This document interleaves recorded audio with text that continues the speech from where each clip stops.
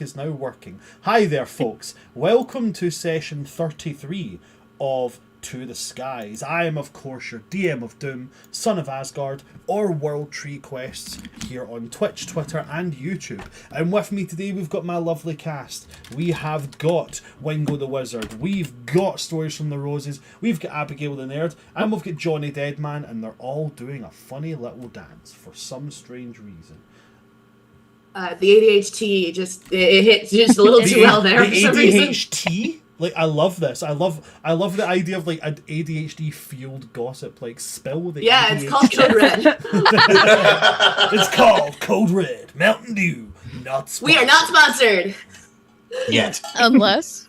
Although, if we were going to be sponsored by anybody, Iron Brew, get the fuck on it. Yes. That and One One of these 100%. days, you need to send us a bottle just so we know what you're talking about. That's what. I think they have them at like World Market. One day I'm just going to send a 2-liter bottle of Iron Brew to everybody and just be like, this is all we're drinking for the entire I would be session. so excited for like Christmas or something to get one just so I knew what you were drinking. Now I know what I'm going to send all my players, a 2-liter bottle of Iron Brew. Boom! It'll be the most $50 When the postage costs more than the item. £1.79 item cost, £15.79 postage. So what you do is you send it to Gen Con and we all one of us passes it out. There we go. Or you bring it to Gen Con with you. Wait, no, you can't because of planes. Just thing to be noted, I won't be going to Gen Con 2024. However, basically 98% confirmed I'm going to Gen Con 2025. We're going to try. I hope I can go again. We're going to try and get a. So far, it's been confirmed that we're going to get a Fathoms Below cast to try and do something. But I'm going to try and get something for every single game while I'm there. Anyway, we were in the middle of doing an intro. Hi there, folks. We're professionals. We didn't forget we were live for a minute. No. Do I have any housekeeping? No, I don't think I have any housekeeping as of yet. Just keep an eye on all of our social medias because things are coming. I heard someone once say that if you say you can't talk about something yet, but keep your eyes peeled, that's just bragging twice. And you know what? Motherfucker, I built a world and there's more games being played in it. I'm gonna brag as many times as I fucking want. As you should. More campaigns. As you should. More campaigns are coming. I am a glutton for punishment. We have Welcome to the Academy starting most likely beginning of May. We have another campaign that's been fully planned. I'm just waiting for a space to open up, and I may or may not have started writing another one last night. But anyway, because I have no fucking chill. But yeah, no housekeeping as of yet. So I'm going to pass straight to my favourite question. It has been a wee while since we played, so I'm absolutely fine if the players don't get everything. But guys, what the fuck happened last session? We had a battle and it was rap related. We kicked the Smiley Man's butt. We did indeed. We beat the Crooked Man, and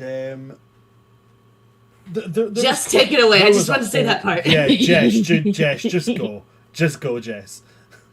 So yes, we fought Jack. He had 8 arms and 8 swords, and we were like, that's, unfortunate. That's a lot of attacks. But we threw out some sick rhymes, and he was like, I can't win against your rhymes. Didn't know you were still like so that. we murdered him. But as he's disappearing, he's like, someone will take my place and come to get you. And we were like, okay, bye. And then the Reapers came and they're like, hey, good job getting another soul. You want another rope? And we were like, yes, give us the rope. And this one went to Jericho. And then we were like, hey, so Jack did have like very threatening words for us as he was leaving, and they were like, well, I'll take care of his replacement. We're like, sweet, you don't have to worry about that. And they're like, here's your next mark, and it was to the north. And we're like, yeah, but we're going to take a long rest first, and Jericho's going to look for Cash Prizes. And then we had an after credit scene where in a deep lake there was some metal with a face, and I'm pretty sure I know who it is. And at first, I thought it said find, kill, eat. But then Abby corrected me. She was like, no, it said find, kill, 8. And I was like, That makes more sense, and I'm pretty sure I know who this is. Exactly. So She ate. We got a cash and prizes last time, didn't we? So I think what you guys mean by cash and prizes, somebody gave a shiny and gold. That, yes. Somebody did give a shiny. But you know what? I'm just going to rename it to cash and prizes. I'm just going to rename it to cash and prizes. Our legacy. Somebody did give a shiny and gold, which means for those that don't know, if you look at the little things that you can add to it, I believe it's like for channel points, you can give something called a shiny and gold, or as this party likes to call it, a cash and prizes. That is a sheep. A cash and prizes. And basically what it does is if I have the next bit of loot they find, whether it's coins or whether it's an item, it either doubles the value of the coins or it increases the rarity level by 1.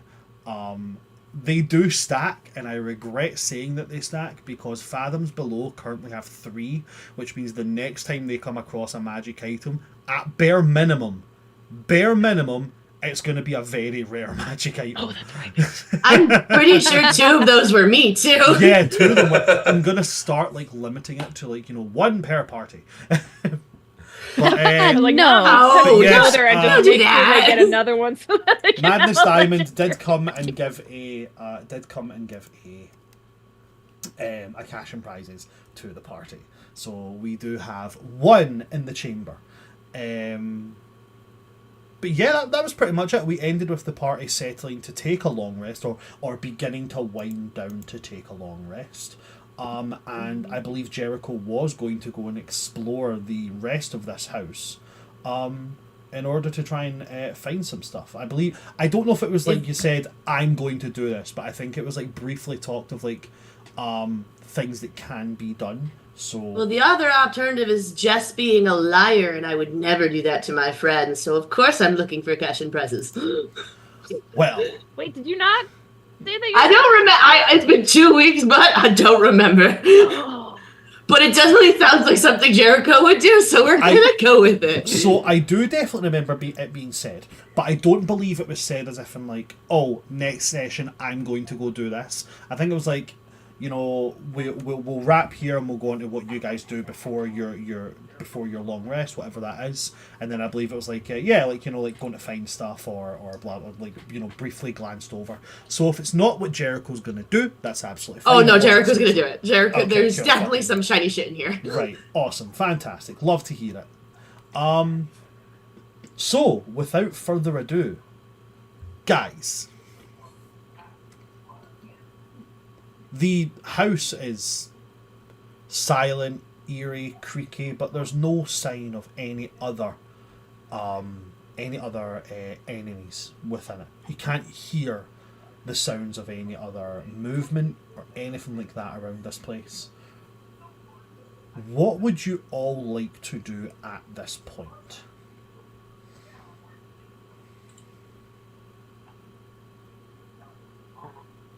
Try and find any of the dead pixies and bury them? Ooh. So that they're not hung up like popcorn garlands at Christmas. That's actually a super good idea. I will assist with that. Like, Merry Christmas, dead pixie garlands! As a fae, definitely pretty disturbing sight. Deck the halls with chopped up fey folk. Fa la la la la la la la. Oh no. Don't eat them too quick or you might choke. Fa la la. That's absolutely fine. This got darker and darker. Those are my people you're talking about.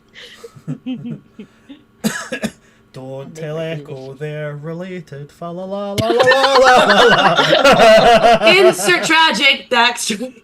Add to the list. Make it- Add it to the list. Add it to the list of relatives they're just collecting. Yeah.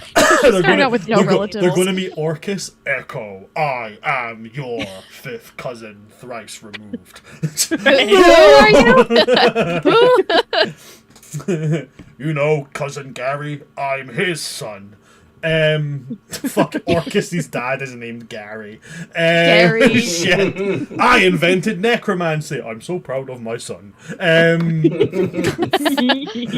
don't know what this session is, but it started off great. I like it. Okay, so what to do is for that one 8, and whoever else is killed, is anybody else going with 8 to do that? Yeah, I'll use my telekinetic powers to help. I don't know what the fuck that noise was. Okay, so 8, make me an investigation check with advantage because Echo's giving the help action.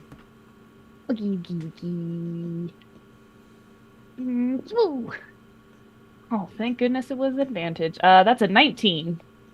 A 19. On a 19, Yep. yeah, you're able to kind of, like, they mostly kept it to, like, one kind of area within the house. You're able to find them all, and, you know, you can go outside at this point and you can, you know, scoop, like, a wee hole out and dig and lay them to rest there, if that's what you would like to do. Yeah. Alrighty. So if that's what you're doing, now, Echo, you said that you were helping using your telekinesis. Using your Yeah, telepathy, just getting sorry. Getting him down.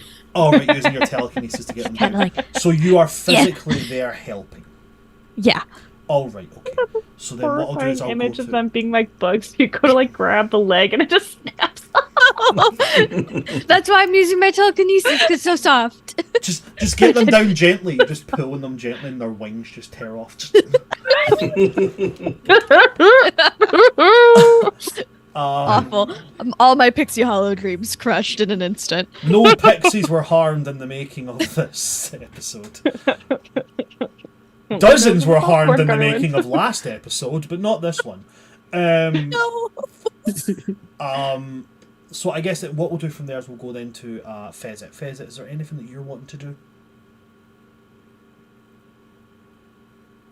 Not much I can really do in here. Okay. Fez is very out of his element, being dead. I feel that. Never been in this situation before. There's no Weirdly, mechanics. I What have, dying and it doesn't- like. It never gets more comfortable being dead. Ain't that the truth, brother? So fair. Fucking Echo turned into Macho Man Randy Savage. Like, ain't that the truth, brother? When I get a hold of that fucking weird guy from the fleet, I'm gonna choke him and I'm gonna rip him in half. And Amen that's to the that, bottom brother. line, 'cause Stone Cold said so. I don't know why I said Macho Man Randy Savage then turned into Stone Cold Steve Austin. I apologise profusely. Right, okay, so Fez, there's nothing really that you want to do. Is that what you're saying? There's nothing I can really think of now. Alright, okay. So then with that, we'll go to Jericho. What No. exactly are you wanting to do, Jericho? I would like to look for cash and prices, please. You would like to look for cash and prizes. Alrighty. Make me an I investigation. can help with that, I suppose. Okay, make me an investigation check with advantage. How does a 31 sound? Not ideal, if I'm perfectly honest. Are you sure it's not ideal? Absolutely sure, because then it means I don't have to give you lots of very powerful things. No, I'm totally kidding. So you and Fez, in fact, before I go into kind of what you find, first, spin me a yarn. As you guys are wandering through the kind of... Well, actually, wait, hold on, because this could be quite interesting. You guys were in the upper east part of the main entryway, because you went up the stairs and you just went to the wee room directly With the across. mannequin. So you've only really been in the main atrium and then one room. So where do you want to go explore? Now I'll give you a reminder. There's downstairs you've got 5 doors. One on the left, one on the right, one in the left corner, one in the right corner, and double doors straight ahead. Upstairs you've just got left, right, and then 2 double doors straight forward. Now you're currently in the right room upstairs. Where would you like to use that investigation check? Yes. I understand profusely. I was really hoping. In my experience, Yes. the best shit is behind double doors.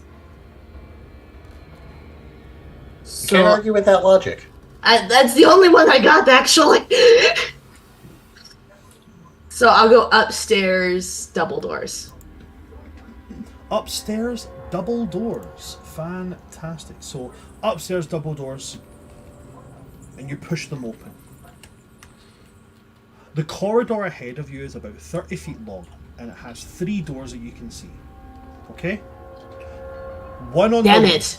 More choices. I know, right? More choices. Fuck! One on the left immediately. Okay? Towards the end of the corridor, it turns. So after about 30 feet, it turns down a right corridor, and there's a door facing you straight at the end of that 30 foot. And then on the right hand side, about halfway up the wall, there's another door there. I look at Pheasant.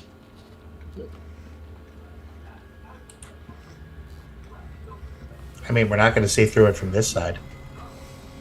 I feel like the best item is going to be the furthest away. Because you need to work for it, you know? Yeah, no, that's... Truer logic. Your logic is undeniable. There's...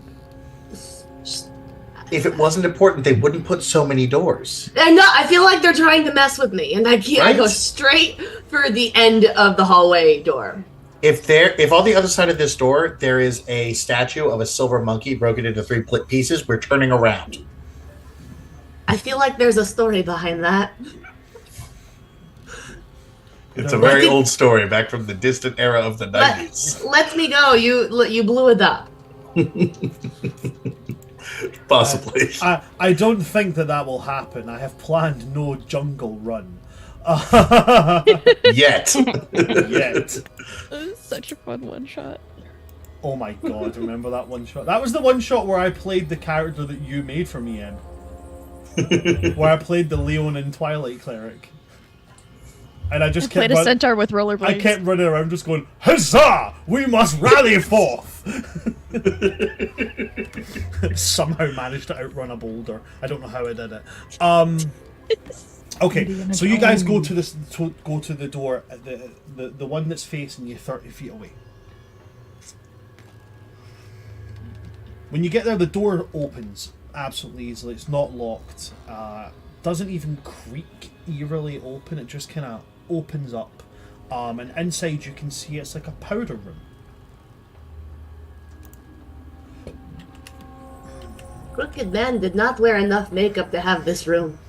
It's very, very beautifully laid out. Obviously, whoever's house this was the lady of the house's. I say powder room. It's more like a bedroom, but without a bed. It's just filled with racks of fine gowns, elegant coats, jewellery, and like a vanity mirror, where she would obviously make herself presentable as the lady of the house. I think that we cut for 5 minutes of just Pheasant looking in front of like 2 curtains and Jericho coming out with this ridiculous outfit and just be like, and then Pheasant just goes back, there's a montage scene just like goes out with like boudoir. There's definitely armor under it.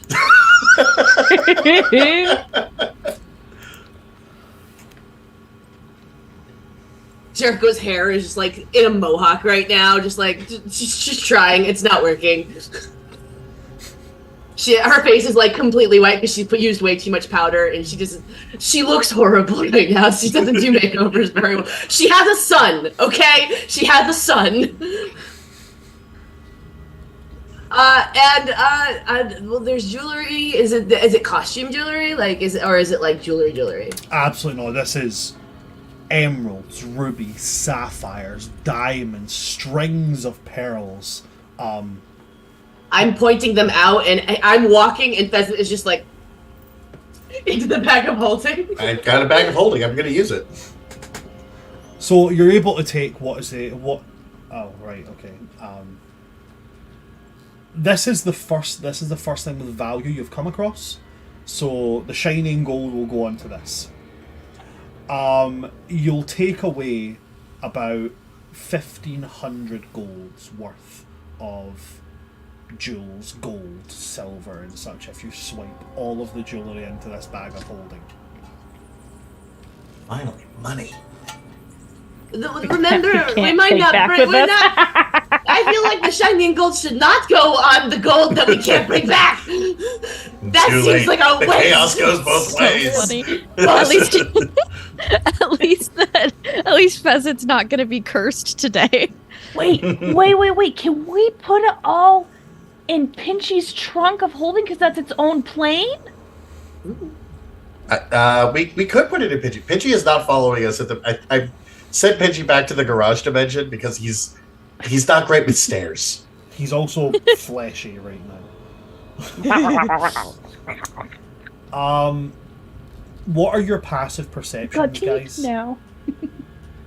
26. Uh-oh. I hope not 6. That's really bad. 26. Oh, 26. 26. That's way better. Yeah, I've got a -4 to wisdom. I have reliable talent. I have a 26 in perception and 28 in I've passive got investigation. 15, so 15. I have an 11 in insight though. With your passive perception, Wingo, you're able to notice that there is one thing not here that could be of some value. Sitting at the vanity, and like, again, equally as resplendent as the rest of the jewellery here, there is a chalice, like a wine goblet, and it has this beautiful red wine sitting in it. I think it's missing. Sorry? I'm sorry. I'm confused. You said something's missing? No, it has. There's a chalice sitting on the vanity. It's beautiful, resplendent like the rest of the jewellery. Like a kind of like a platinum with rubies inside it, and it has this ruby red wine looking liquid sitting inside it.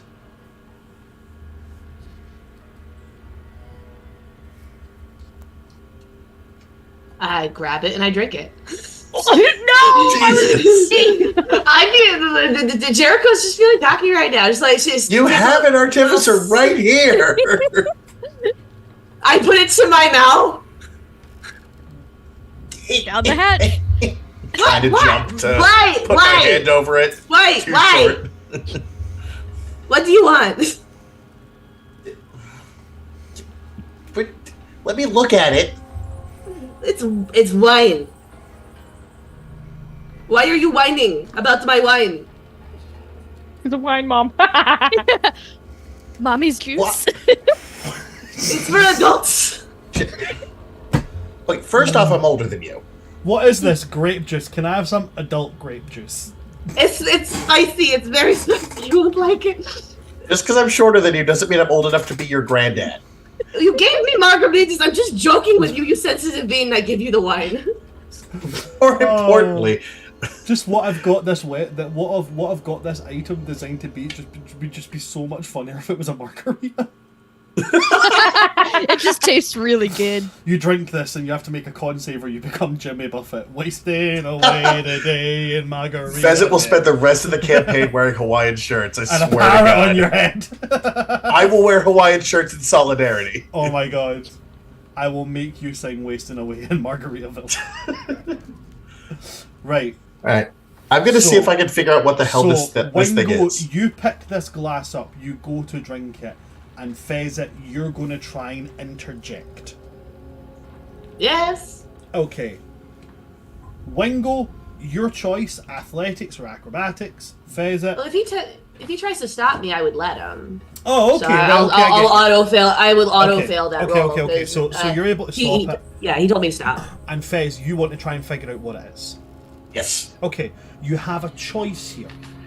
You can make Arcana, You will get advantage on the Arcana because of your proclivity for magical items, or you can make a perception check, or so the perception check will rely on a sense of smell, or you can make an investigation check.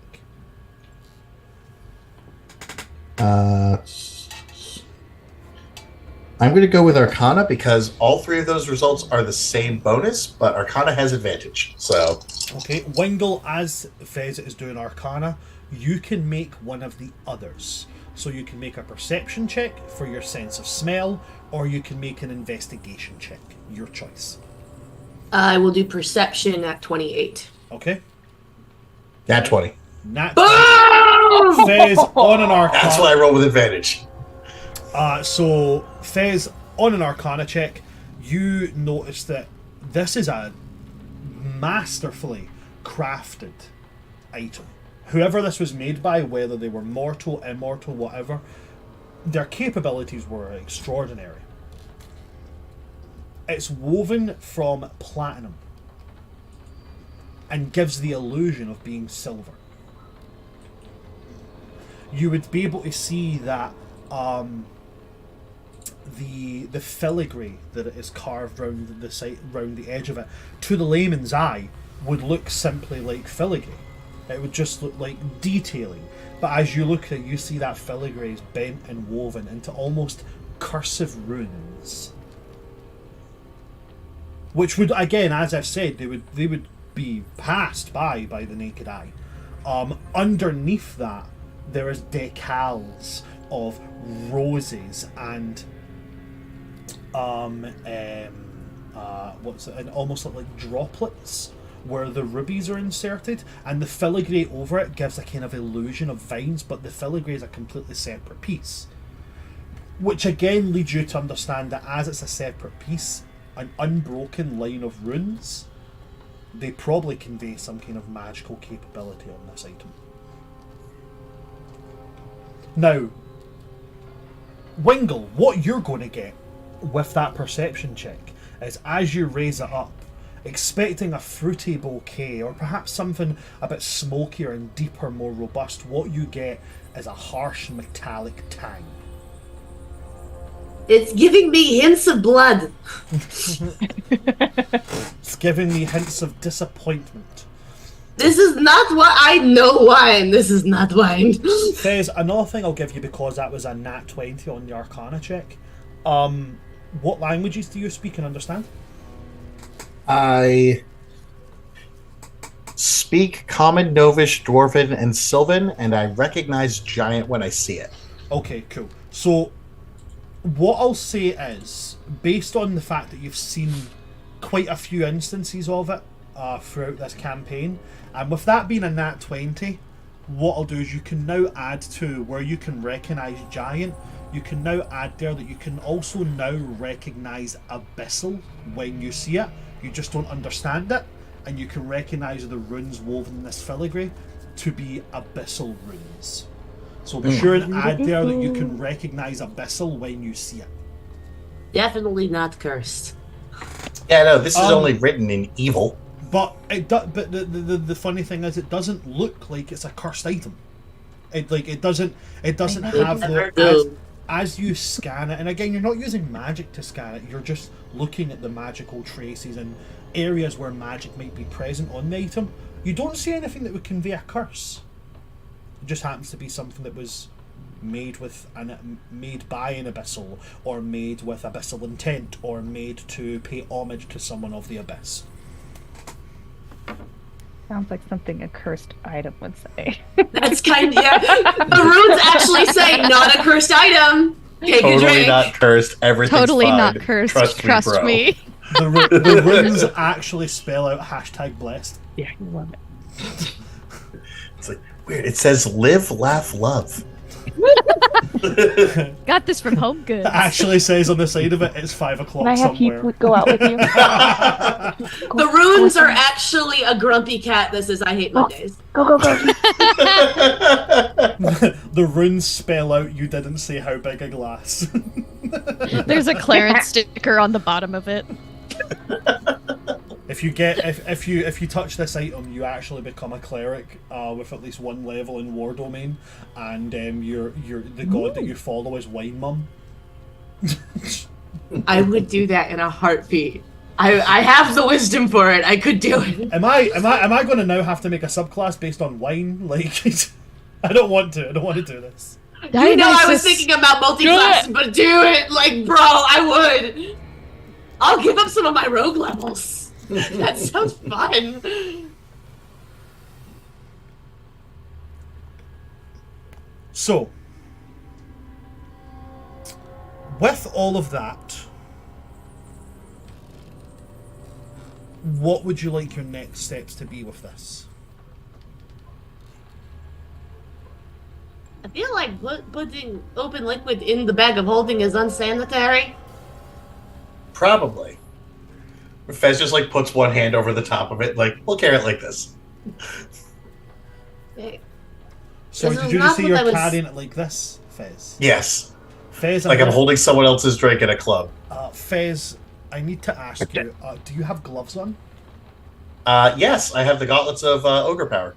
Okay, so I'm going to say you're fine.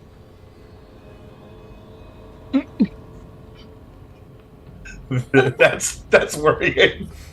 It's not cursed though, guys. No, it's definitely not cursed. Acidic. Like, you drink it and your throat just like melts. It gives you acid reflux, guys. It's okay. It gives you a little tummy ache. Spicy, listen, motherfuckers, if I've got to live with it day in, day out, you have to as well. No, please, no. Every single day of my life, at least 9 times a day, this boy will burp and go, ow, that hurt. I cast lactose intolerance. I should be 24, and my burps shouldn't hurt as much as they do. Hi, I'm gonna have to switch over to an alchemist just so I can invent Prevacid. Hi, I'm Bran. I'm 31 years old. And you don't know the pain I feel whenever I get the hiccups. You don't know the preparation it takes before a hiccup to brace myself for the pain. Have you ever looked at a jar of pickles? I've watched you do it. I've actually watched that happen. That's right. I kept not stopping. I just said that, and everybody here knows famously that I'm scared of the hiccups, and every time I get that one odd hiccup, I go... Oh no! Is that something just happened? So Fez, you're carrying it like this. You have your gauntlets of ogre strength. Jericho, is there anything you would like to do? I was planning on going through the entire house, but I feel like going room by room is going to take forever. So I keep opening doors until I find the next thing. Okay. So you go along this room, and you find a bunch of different rooms along this way. As you take the right-hand turn and you make your way down, you find bedrooms. A bedroom that is ripped to shreds, like savage claw marks through the walls. You find a room which is filled with mirrors, but each of the mirrors is smashed. Eventually you'd find your way to a study. The study looks like incredibly fire damaged. And then there is a doorway, like a cast iron spiral staircase which leads to a doorway, but it's too heavy to get it open. It feels like something heavy is on top of it. That's it for the double doorways on the upper floor. If you're going through the rest of the house, I can give you everything else that you would find. Okay. Cool. Yeah. So the door to the east on the upper floor that you went to, that door is simply, it takes you to a room where there was a bunch of mannequins. That's where everybody else is. The door to the west takes you to a room filled to the brim with marionettes and dolls and puppets. I immediately close the door. Nope. No, That's I don't even let Pheasant see it. I just you see me open it. Absolutely fucking not. It closes the door. Downstairs. So downstairs, if we go from, we'll go left to right. Down the left, there is a corridor which takes you into the west wing of the house. The immediate first thing you see here is it takes you to, as it goes down about 20 foot of the corridor, but 10 foot down the corridor, it peels off into another corridor which takes you to this beautifully ornate bathroom. The walls are mirrored, facing a perfectly circular tub, which is about 10 feet deep. Well, we love relaxation. And it's got about a 15-foot diameter, so you're talking about a 7.5-foot radius from the center out. Very, very large, very deep, like marble bathtub. Is it, my dear? You did let me drink the non-wine. Am I allowed to jump in the pool? Dude, I brought my trunks. Let's go. This is a pool. This is a swimming pool. Hey, there are benefits to being 3 foot tall. All the powder melts off of me. My hair goes back to normal. Would you like? So do you want to fill the bathtub? Oh, I thought it was already filled. No, it's not I filled. fill the bathtub and go in. You go to those copper pipes and you turn them until you hear the sound of like of the water of this.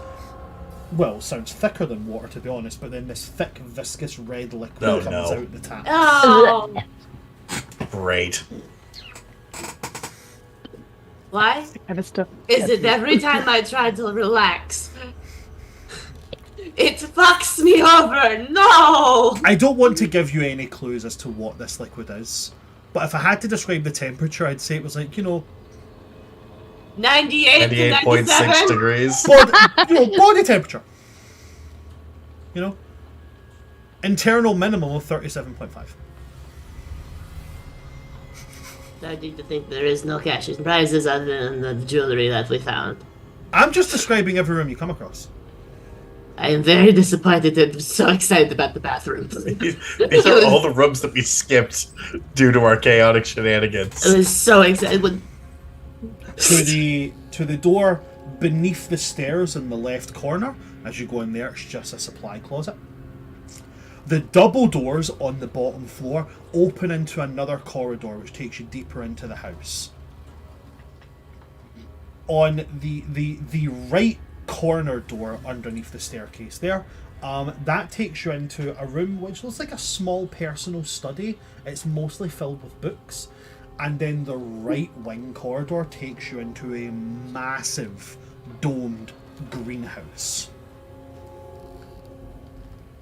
ooh, it would like this. Oh yeah. I call Who's down going the in? hallway because Oh, that's me. if I'm realizing that means that they should be in the doors should both be open. I'm close enough. Would she be able to hear me if I scream for her? Oh yeah, easily. Mariska, I found greenery for you. Yoo-hoo! Mariska. Pats down I the dirt of the grave. We're telepathically connected still. It was all in your head. It was very loud. It's like the soccer mom. I love it. I love it so much. I'm gonna go look at the greenhouse. I'll go too, because I don't think the party should Ceiling be and it's split. like Okay, so all the party's all together now as you go and look in the greenhouse. If anybody would like to, they can make a nature check in here.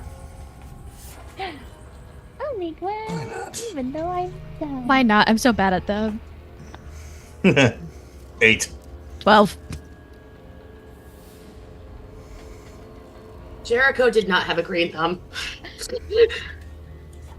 Marissa She touches a leaf, it dies right there, then and there. Oh. Oh, never mind. just literally crumples into dust as you touch it.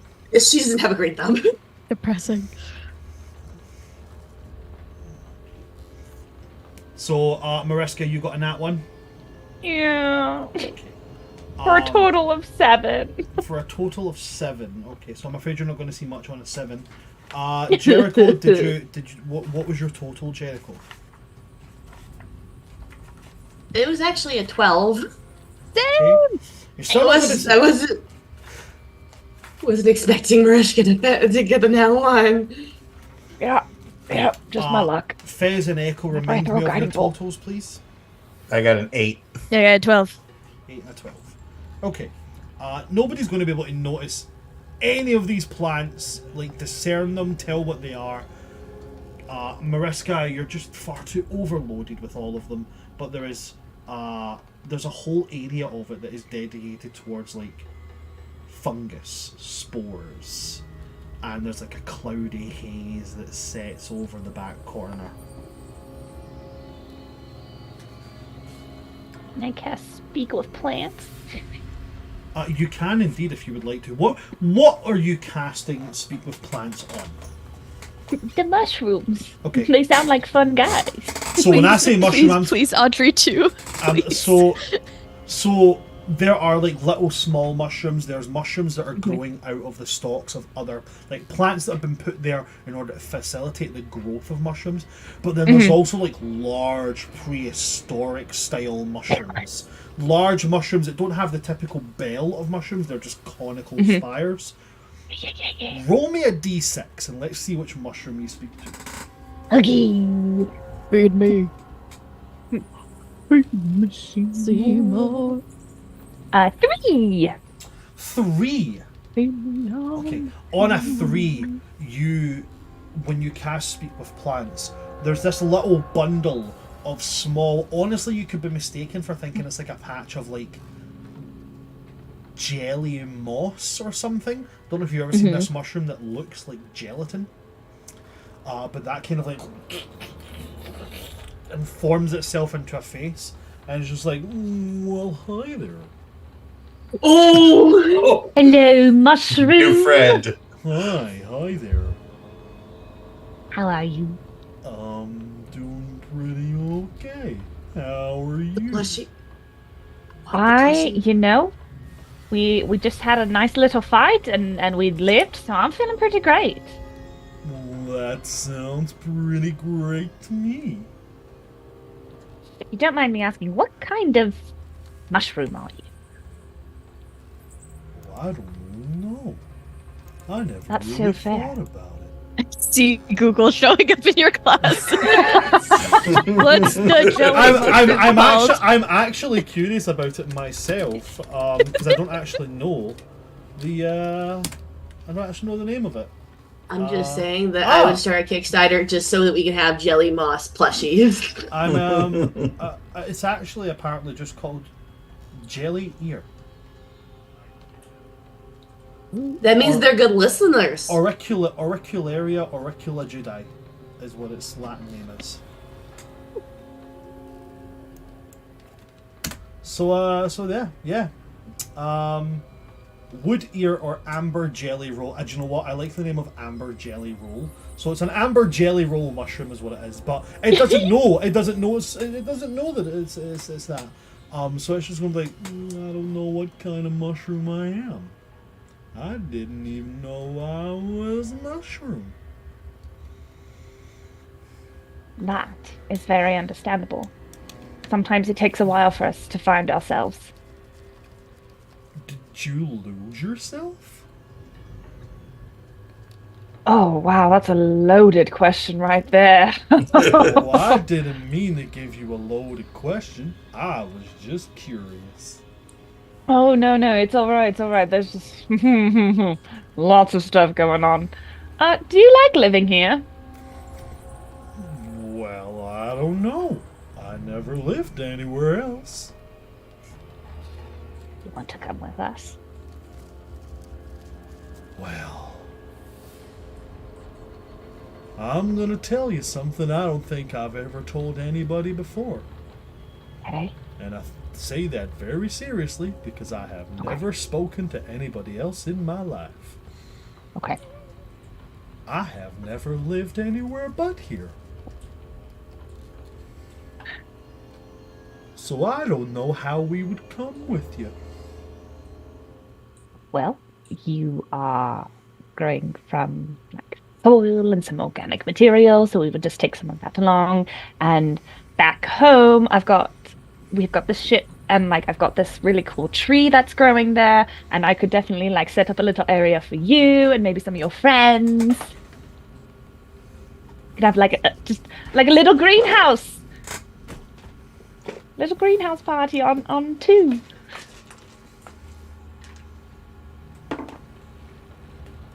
But you don't have to, of course. The little mushroom just kind of like, and then just like, well, golly, that was a lot of words that I don't know what they mean. But I'm not a big fan of the color green, but I do like the color red. If we could have a red house, that would be fun. But first, could you tell me what a house is? Because I have no idea what it is. Well, like where you're growing from, that's like your house. I thought this was called a log, but it's called a house? Yes. Well, I guess I'll be a mushroom.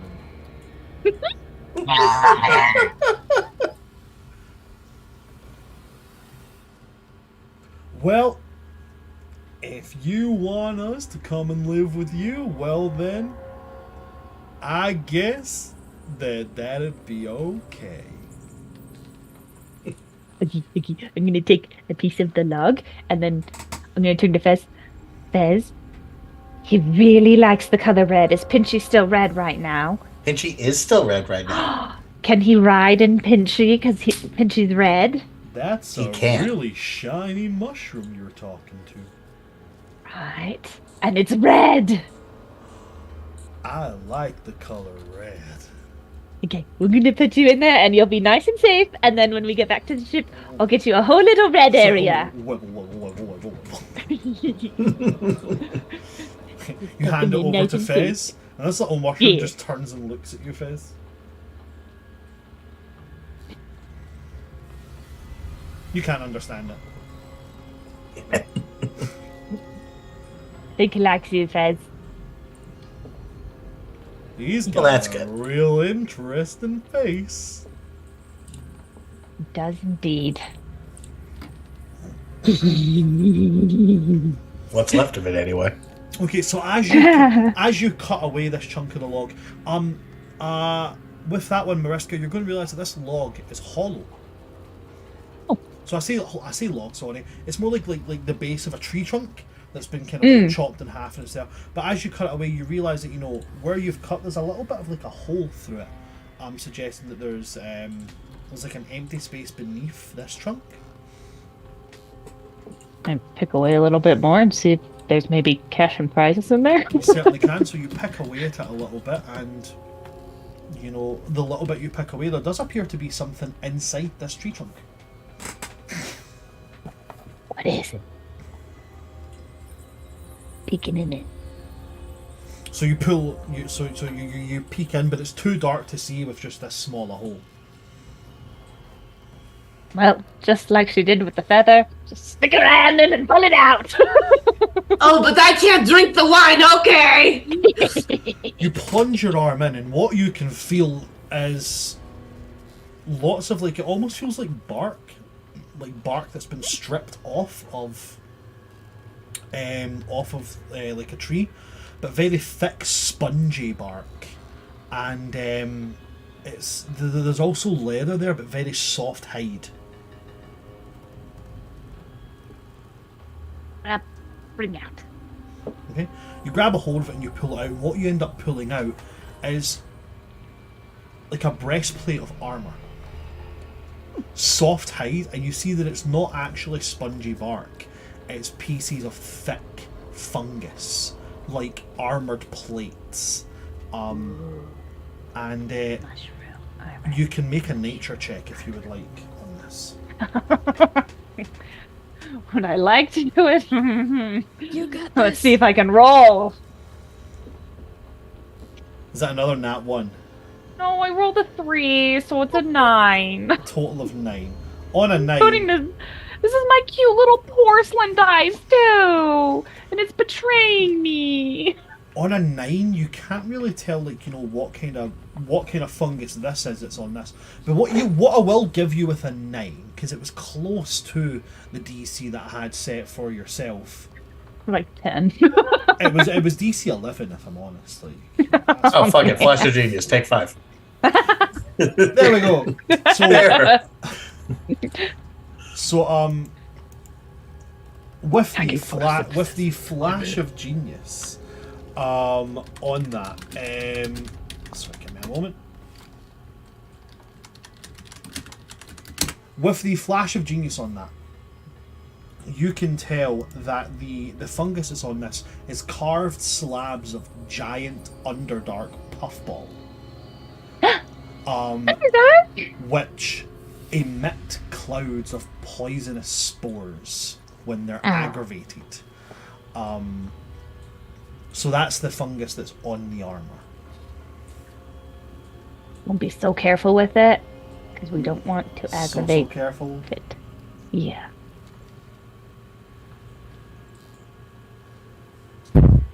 I'm gonna put this. Can I put this in Pinchy's trunk? We have to be really careful because if we aggravate it, it'll spew poison. No. Yeah, we can keep that there. Okay. Hold over the Put truck. that There's like in. little sinew from it because he's fleshy right now. Pinchy's fleshy, so just little sinew and stick it in. So you put that in Pinchy's trunk. Yes, for safety. Now, again, there is also, as the double doors on the bottom floor have been pushed open by Jericho, there is a whole other corridor in the bottom, and you've still got the rest of the West Wing to explore, if you guys would like to explore this entire house. West Wing, you say? Do not go to the West Wing. It is forbidden. We run into Martin Sheen. Yay! Does anyone need anything? Do we need to identify the armor or anything? I can identify stuff. Yeah, you can identify the armor if you want. Pull it back out. Yeah, I'll do that. And then we have a goblet as well. You have a what? A goblet. Ooh, okay. Yeah, we found a thing. Awesome. No, you do one, I'll do the other, because I've also got to identify. And Okay, we what can do you take want the to 10 do? minutes. I have a lot of first level spell slots right now, so I don't mind. Yeah, but I have ritual casting. Let's both take That's 10 right, and let's. you do. Yeah. Okay. Let's Okay, do this. so who is identifying what? I don't mind. I'll take the goblet. I'll take the armor. Okay. Ding. So Echo, the armor that you're able to identify is armor of fungal spores. Ooh. When wearing this armor, you can take a bonus action to make the armor emit poisonous spores, which fill a 10-foot radius sphere centered on yourself. Each creature in that area must succeed on a DC 15 Constitution saving throw, or they have the poisoned condition until the end of your next turn. Once it is used, it cannot be used again until the next dawn. Okay. Handy. Awesome. Okay, so what kind of armor is it? Leather, like light armor? It is medium. It says here that it is.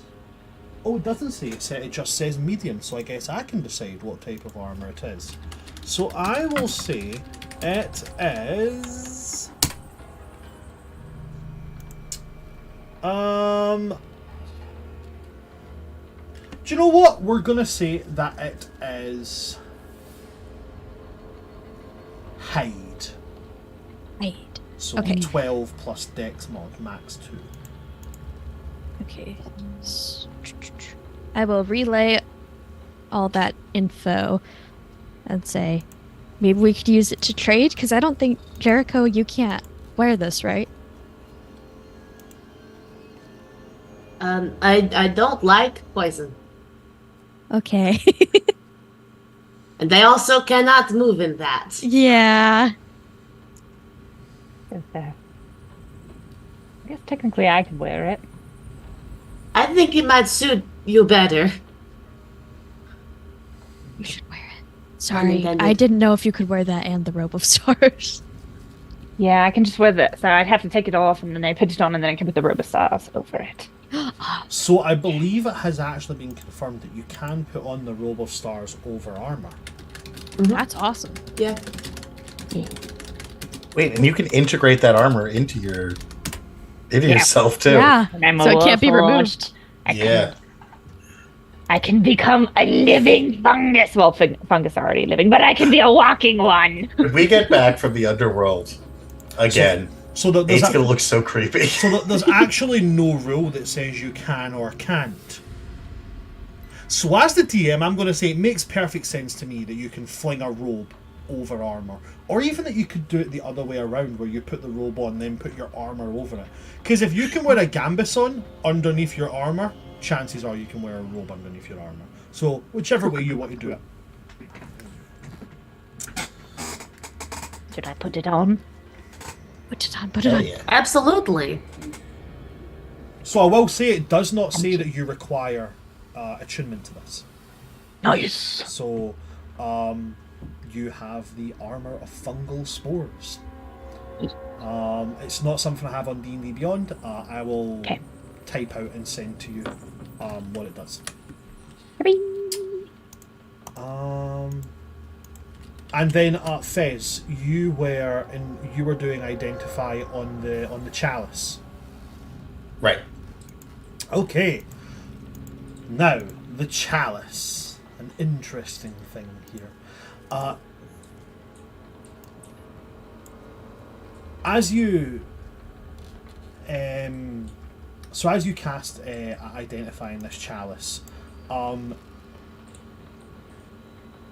first off, it's got a very abyssal tinge to it. The chalice is in fact no ordinary chalice, but when held and a command word is spoken, it becomes a fine rapier.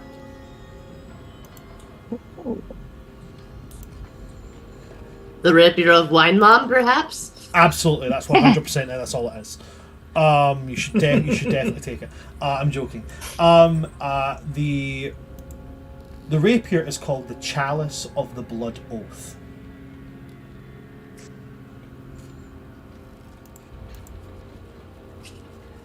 So it stands as a +2 rapier, so it deals 1d8 damage plus your dex +2.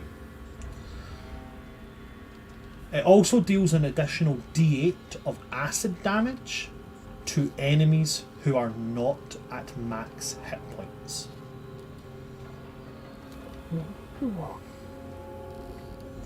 Like the festering wound. Oh, really, Dungeon Master? Tell me more. I was about to say, Jericho, you're very stabby. Normally from afar, but occasionally I like to stab. Why do you say? Do you have item for me this time? Did we exchange gifts?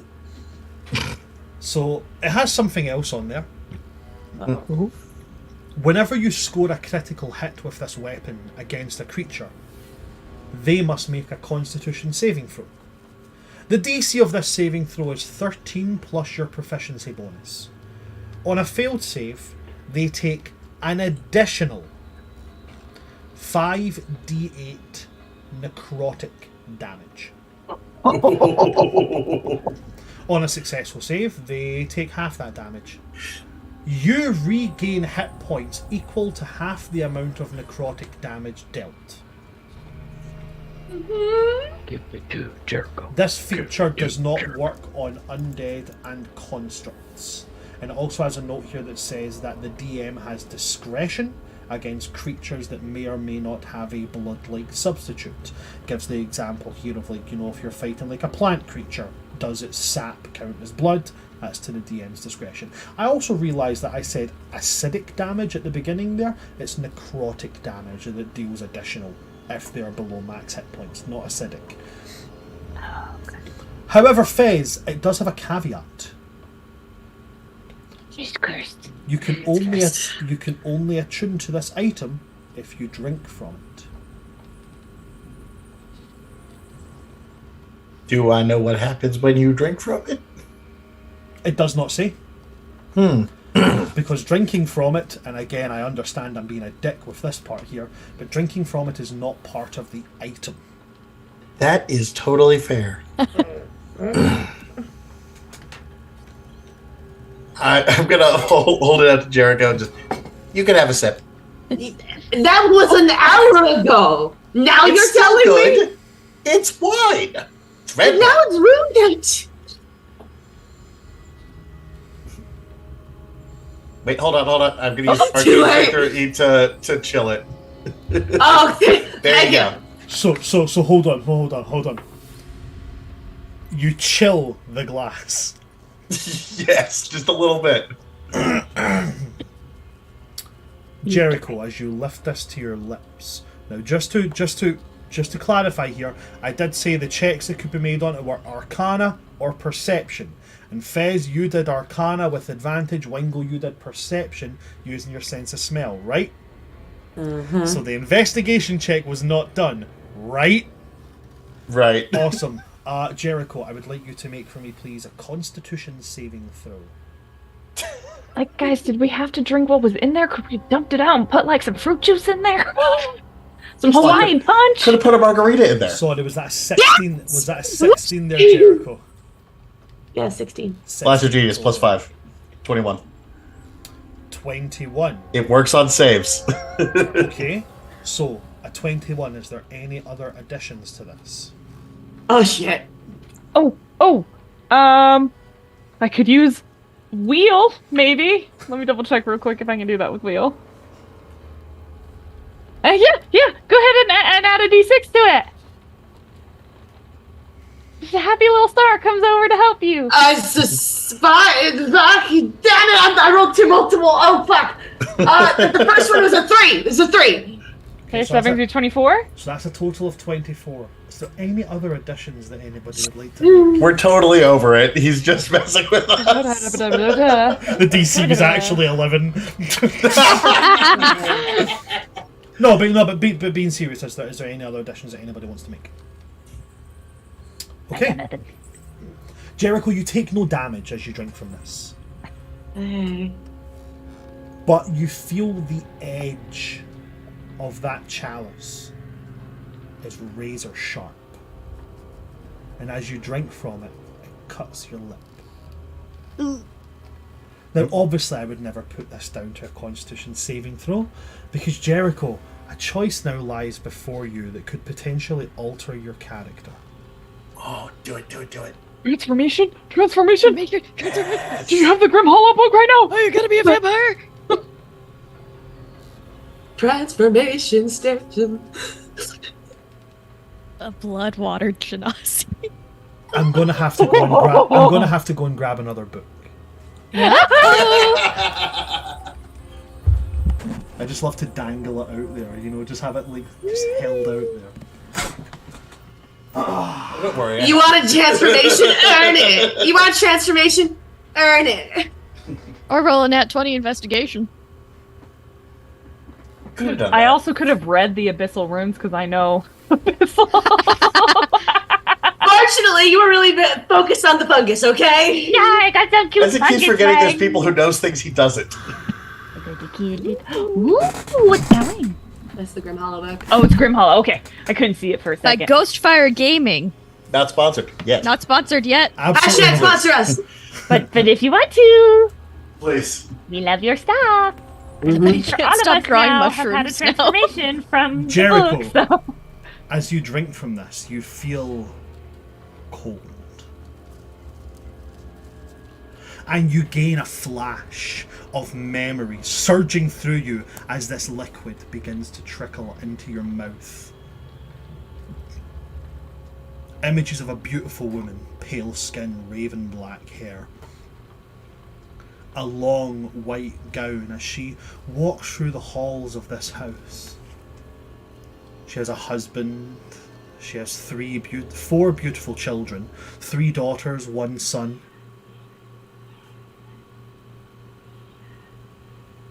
Hold on a minute.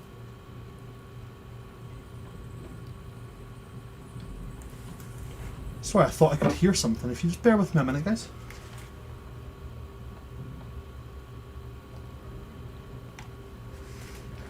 Well, I'm not going to lie, that was creepy as shit. As I was describing this, I just heard something that sounded honestly like something whispering in my ear. Oh no. You're haunted. But What does it say? I'm also It's very like aware that it could have been like cats and foxes outside. Anyway, this woman, you see images of her walking towards this large bathtub and removing her gown and this alabaster skin glittering in the moonlight as she steps into that bath of viscous red liquid. You see her drinking from this very chalice, and you understand that she was a denizen of the night, someone who strode the line between life and death, and that in drinking this you would take a piece of her power. Jericho, you now have a choice. You can swallow the liquid in your mouth, or you can spit it out. If you swallow it, you will take your first step along a transformation path. The transformation of a vampire. Or you can spit it out, at which point you will not attune to the item, and you will not begin this transformation path. Make your choice. Okay, but like, that item sounds so fun. It sounds so very fun. But there's absolutely no way she would do that. She's a mom, she has a husband, and she wouldn't do it. There's no way. Not even if, as you would see through these images, it would give you increasingly ascending levels of power. Okay? So then I ask you for your decision. Knowing this, because again, I will never make you make a choice like this, because it will alter your character. So I will never do it and say, oh, well, you failed to save, so it happens. Do you want to spit the liquid out? Okay. M doesn't, but Jericho would. I want this item so badly, but there's absolutely no way that I did not make a character that's meant to be transformed like that. No. So as you drink and drink, as it's in your mouth and it feels, it's euphoric. It is like all of the descriptions you hear of these amazing mind-altering hallucinogenics, but without any of the inhibition loss. It is the pure uplifting euphoria, like nirvana on your tongue, but then that metallic tang bites through and you manage to reel the chalice away and spit the blood onto the floor. And I put the chalice back down. I go, nope, that's a no-no cup. That's a fucking no-no cup. Mm-mm. No. That was going to do something that was much more than damage. Like what? Like, bring me down the road that I was not prepared to go down. Are you okay? I did not know there were creatures like that. I saw a lady of the night. Oh. I don't have those. You didn't have any of those on the island? I saw as Jericho, because I'm fairly certain on Fresh Start there were no vampires. The closest you, This is meaning the a close, lady of the nah, night. Nah. Yeah, Lady of the Night. It was us being like, you didn't have those? But I mean, it's the saw oldest her, I saw profession. her. So Jericho saw this. She Yeah. knows that it's someone that sucks blood. So I'm just trying to figure out how to describe that without knowing what a vampire is. Yeah. She had the very particular appetite Did she now? for biological fluids. Like, This is just sounding sketchier. Exactly. I mean, looking at what's in the cup, are you talking about blood? yes. Oh, vampires. Ah, Yeah, we've met vampires. those kind Yeah, of I was vampires. kidnapped by one. I mean, I thought that's surprising. Honestly, when you tell me that you did not get kidnapped by the monster that we talk about, is when I will be surprised. He was But- very handsome. I just, it seemed like I was going to have to follow in footsteps that I did not agree to follow. I agree with your not agreeing to follow that. It's a rough path. It was a very nice sword, though. Well, let's keep the goblet for safekeeping. Yeah. Necrotic damage. The sword. Get the sword. Oh, the sword. I can't stop drawing little mushroom people. No, don't stop drawing them. You should give one of them a knife. And have it constantly walk around going, sabotage. Exactly. So, with Jericho refusing to take this step down the path of vampirism, what would you like to do from here? You've identified the two items. You've checked out the greenhouse in the East Wing corridor. The only thing you haven't explored fully is the West Wing corridor and the Northern corridor, which takes you into the deeper parts of the house. Can I ask a quick question? Uh-huh. Could I use the chalice to cast Hero's Feast if I wanted? It's a nice chalice. Would we all become vampires?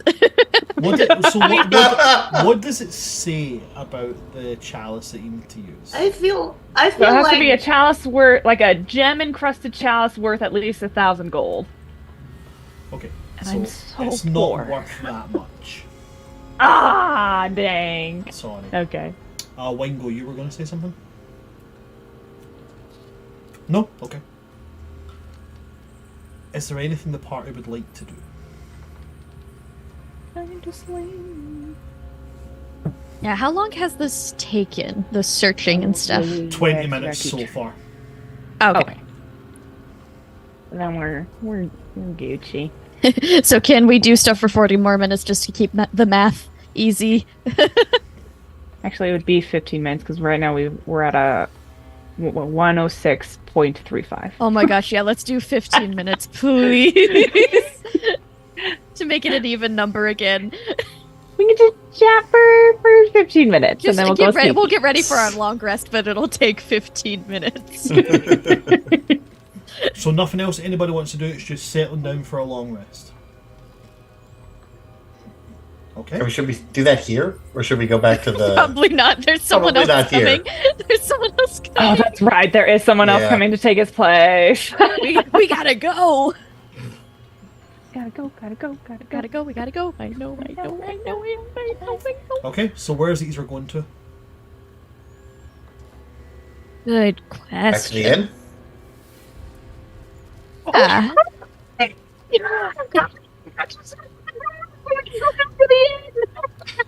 So you've got your key that you can just put in any door as long as it's got a keyhole, turn it, and it opens the door into your room in the inn. Yay! Okay. how's Aladar doing? Oh yeah, how's he been through all of this, poor guy? Aladar's just been in the inn. So as you open the inn okay. and step in, he just That's right. he just kind of like waves as you all step in. He's like, everything going okay? Yeah, Yeah. killed another guy.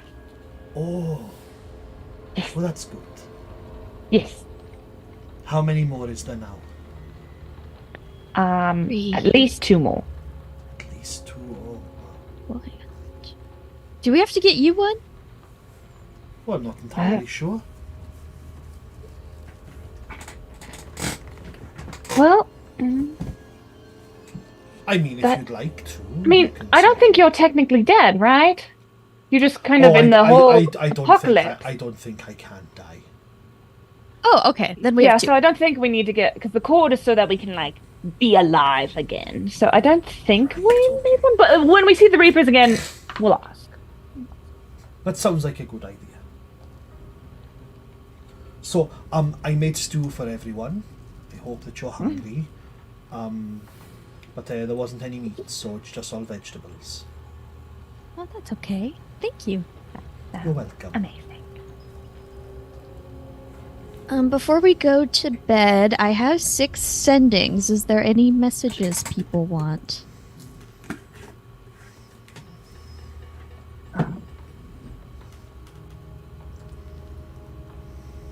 Well, my loving husband, if we have time, would Okay. like to know if he is in fact alive.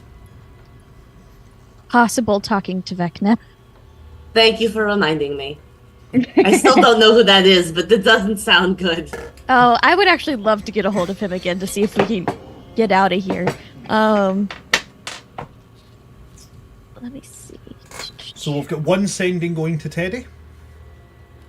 Yeah, what do you want me to say? 25 words.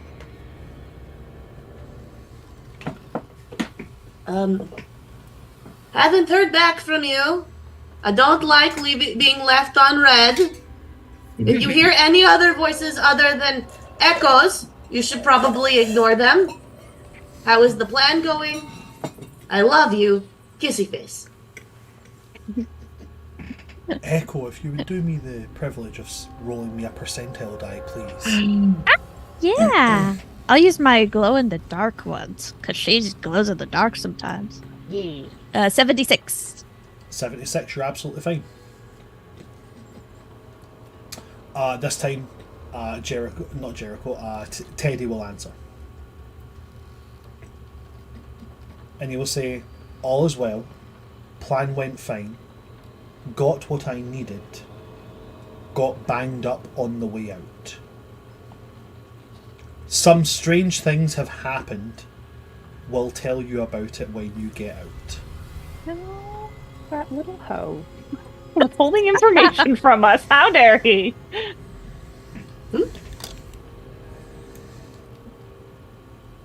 I will relay that. Some strange things have happened. That's not good. I mean, to be fair, it's not very unheard of for Teddy to be surprised by very minuscule things. Oh, He did- man, that's a he did spider imply right that- there. He did imply... Actually, no, he didn't imply. He did say he got hurt doing Something stuff. hurt. Wait, backtrack. Something hurt Teddy again. Yes. Not at the scale that we've been dealing with it, because he was able to answer us and he isn't currently in trouble. We gotta get back. Things are happening. I'm gonna send a message to Randuin. So Hey, could you roll for me, please? A percentile Yeah. die. that's a 9. 9. 9. Just checking something.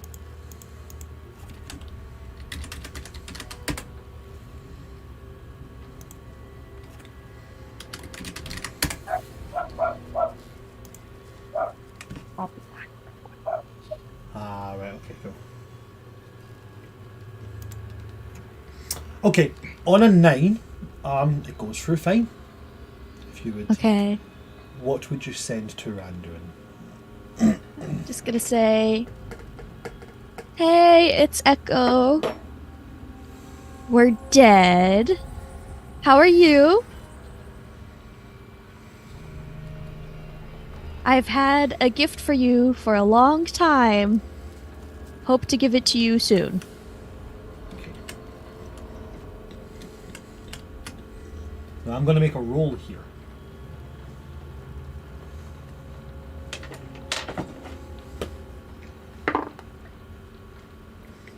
That's a nat 20. Just going to show that. What? It's going to show. It's a nat 20. Loved ones. Don't know. He proposes. Oh, heck yeah! That's what it She's means. finally for a go. Oh, this That's is how it. Iris got engaged, is she rolled a nat 20. So he sent this message, and the answer comes back like damn near immediately. As Randuin says, "Hi, I know, we have your body. We have everybody's body. Making sure no one buries you.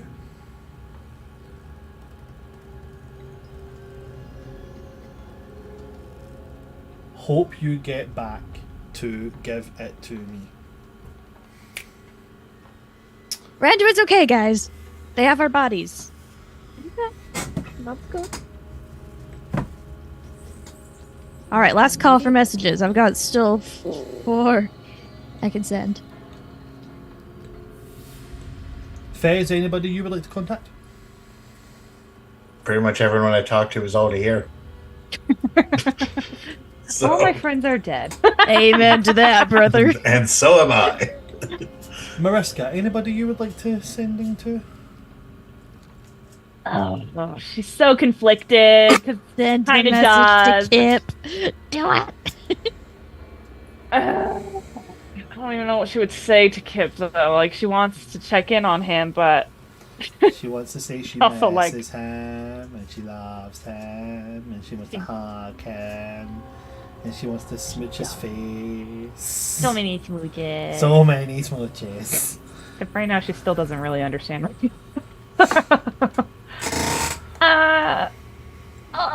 I'm gonna roll for it. Nat 20, nat 20, nat 20. Nat 20, nat 20. 20 for Right in the smooches. middle, a 10. Oh. The middle. But what did you want it to hit at that time? Because then that's the answer. It's like when you flip heads or tails, you don't look at the results, you look at what you actually wanted it to land on.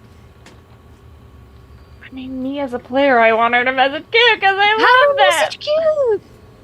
It's sweet. Buggy. Just go. Maybe we could send a little something to Kip. Yeah. Just maybe something like, "Hi, Mariska wants to check in on you. How are you doing? Are you keeping up on your repairs? See you soon." Yeah. Okay. I will send that. Let me roll over. Send out that. That's another 9. Another 9? What are the odds? Oh yeah, seriously. That was weird. Literally 1 in 100.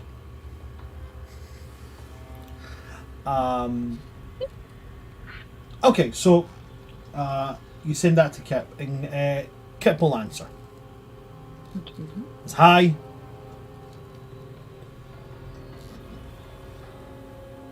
I'm doing my best. So is 2. So is everyone. We are currently south, checking out some suspicious activity. Not sure when you'll be back, but any time is too long.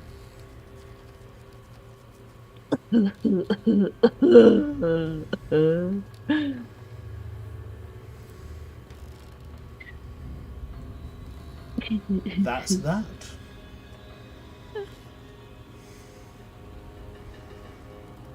You hear me? Yes. Can hear you I now. have one more. Yes. On it.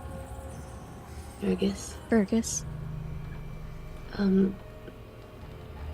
Hello, baby boy. There was a complication. Good news. Your father's back. He is okay. And he loves you and he's coming. Bad news. I am not. But I'm working on it. I love you and I'm coming. I'll try to send that to Fergus. And Fergus knows my voice because we've spoken before, so. Roll me a D100. That's no, it was so close. Because we've been going 95 and higher has been the Vecna call or whatever. I'm rolling every dice. So when you say you're sending, I roll a D20. Evens, it's the low 5%. Odds, it's the high 5%. I'm not saying which one it is for this one. Well, it's okay. I rolled a 94. So So Nice! a 94 is going to be out of the threshold either way. Yeah, that was so close. I swear to God, if you get my son to talk to Vecna, no. That's what I was like. No, no, no. Of all the people and to connect to Fergus Vecna. suddenly becomes more powerful than all of you. Also, one of his eyes is a strange color. You know what? Yeah, I'll respect that. Well, now it doesn't matter if I become a vampire. Right, okay, so you send that to Fergus. And Fergus immediately responds, Dad's back. That's great. Can't wait to see him. Things are good here. Lots of people planning to break out. News from outside. Help is coming.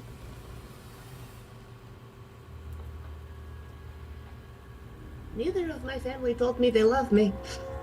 I'm counting words. Give me a minute. The sending's not over. Yeah, I can fit it. See you soon. Love you. Damn straight he does. So He's proud of such a that. good boy. He's such a good boy. I want to save him so badly. Any other sendings? Oh, that face that you made there, Abby, tells me yes, but you don't want to risk it.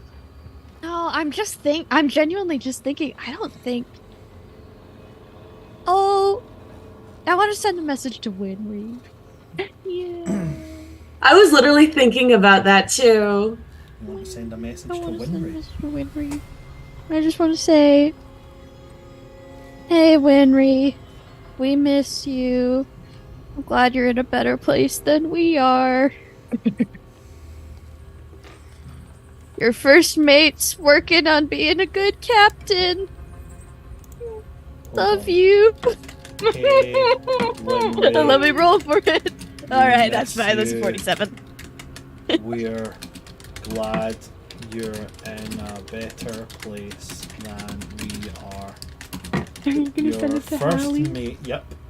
Your first mate is trying their hardest to be a good captain. We miss you.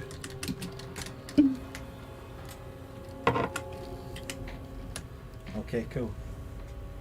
I'm going to send that to Hallie. Okay. And then use Yeah, that that's as a all. way to go, speaking of which, when are you coming back? Okay, and you said that was a 46, so that also goes through perfectly. However, you don't get an answer back from this one. Yeah.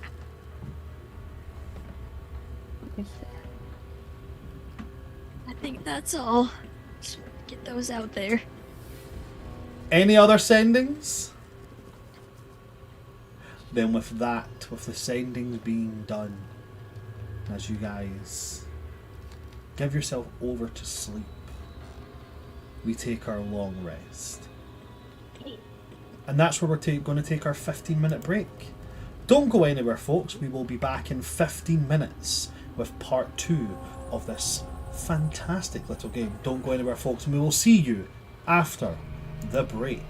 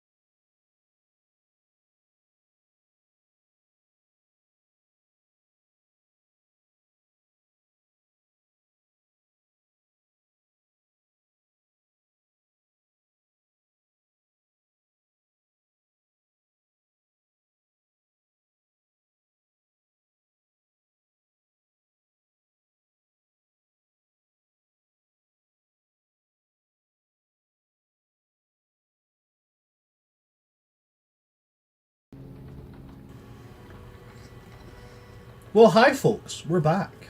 And we're going to get right back into it. Guys, after your long rest, you wake to the same old, same old. There's absolutely no change in this entire place. This landscape does not change.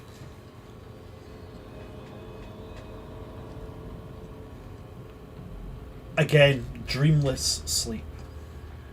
Just close your eyes, fall asleep, and open your eyes. So what's the next step for everybody? We gotta go north. That Yeah. lake. You were indeed told to travel north. We go to the wild. So are you beginning your travels? Mhm. Okay. So carefully, we're so aware We're of our surroundings. so perceptive. So, like, absolutely just, taking your time and, avoiding every little rock just in case you knock it over and it suddenly tries to eat your face, It depends. Exactly. How long would that take? Yeah, because we are now in the Double digits. digits Yep. for Echo. Echo's got 98 left. Although Yep. you guys think she's got like 144. Yeah, we think you have 129. Yeah, I've been keeping track of that. We also can fly okay. and cut distances if we need to. True. You definitely Also, we could drive. So if that's something that we feel like we need to do to save some time, I can fly. I can fly by myself for 30 minutes. I can be a big old bird. That is true. You can hop on Pinchy's back and essentially do a "Life is a highway" across the ocean. Road trip. We're going on a trip in our favorite rocket ship. Soaring through the sky. Pinchy. Won't die. We're all gonna die. We're all gonna die. Climb aboard. Get ready to explore. So, are we doing the Pinchy Magic School Bus?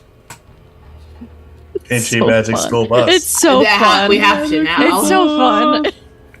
It's the optimal way of travel in the We're not in the Underdark. not the Underdark. What's the underworld? That's what I meant to say. Yes. The realm between. Purgatory. So, Fez, you're summoning Pinchy. Summon it, Pinchy. And comes this fleshy carriage with like a Thomas the Tank Engine face And teeth. and teeth. Although it's absolutely shaped like Nixon. That's right. It even does that.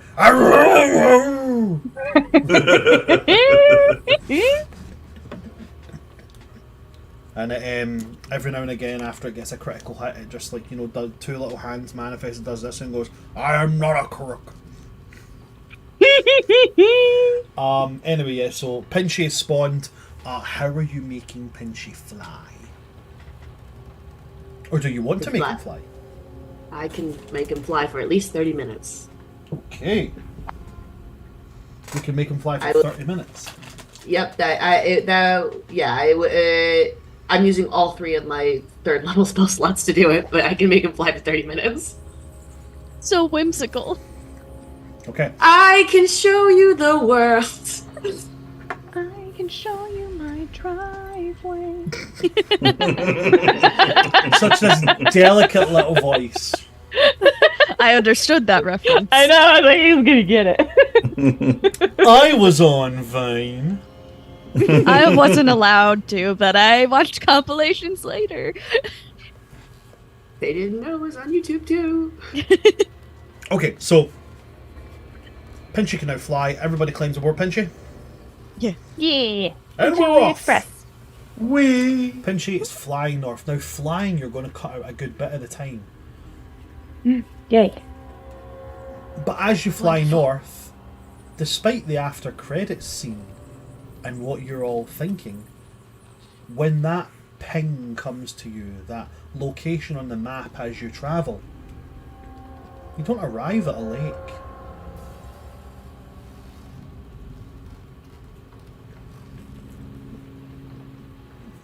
you find yourself flying over a town. Much like all the other towns in this place, it's fairly empty. It's like a ghost town. No lights, no nothing except one building. A small stone hut. And in that stone hut, attached to the back of it, you can see a large set of bellows. And a large metal contraption which, Fez, from this distance you can tell, it's a bellows and forge. Well, Not you found my bad. corner of the underworld. I'm just thinking of like all the people we've met that have been like part fellows in fortune. Very few of them have liked us. All the people that have been Bellows. part. You know, I'm part bellows on my dad's side, so that's super insensitive. It's really ironic you're part bellows, I'm part hearth. Oh my gosh. I know, right? We have so What's- much. what's the We odds? have so much in We common. have like so much in common. Right?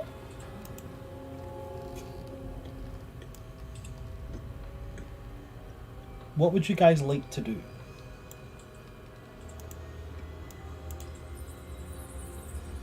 Doesn't look so bad. I say, let's go. Yeah, let's go take a look.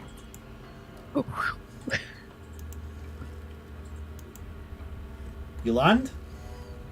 Yeah. Okay. You I land. imagine how ridiculous we look.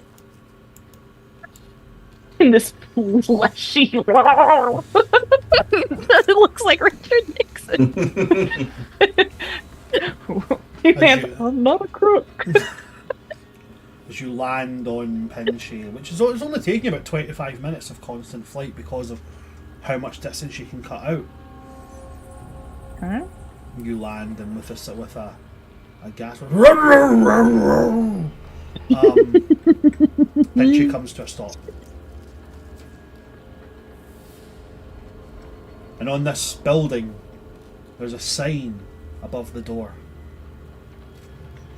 A sign shaped like a shield.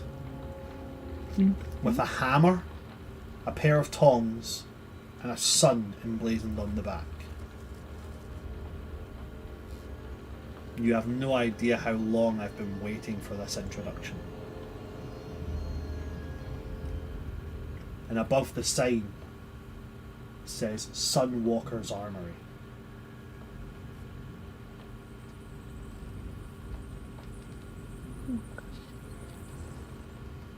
What an odd place for a sunwalker to be. Careful, I could be wrong, but this might be communists. Does Sunwalker mean something to you guys? Fantastic question, Fez. You can roll a religion check. Ooh, With advantage. an advantage religion check. That's good, because I'm not proficient in that skill. Roll for backstory. No, backstory. All right, backstory roll with advantage. Ooh, that's an 8. Oh no. Pleasure I rolled a genius. 2 and a 3. I mean, I could flash a genius to give myself a 13. Sure. Do you have And you, much- how about take? Oh wait, I have to roll because new day if I have wheel or bow. Maybe Yeah. I'll get wheel. Manifesting wheel. It's Go ahead, Will! wheel to that. Add a d6. Add a d6. All right, that's a 17 total. That's not bad. That's It's not not really bad. bad. Roll a Only 3? Only this part it could roll a 3 on something and unanimously come together to make it a 17. It's so fun. And it's with great joy that I get to say this. Fez on a meets it, beats it. Yes! Go team! Go team, that's I'm awesome. there for moral support. It takes you a while to grasp it. The name Sunwalker does ring a bell. And then it hits you. The first This bell. then it hits you. Ow! You walked into the wall. No. The first prophet of the Iron Temple the first person to lead them. In fact, some would say the creator of the Iron Temple. Their surname was Sunwalker. Ooh. I'm going to pass that on.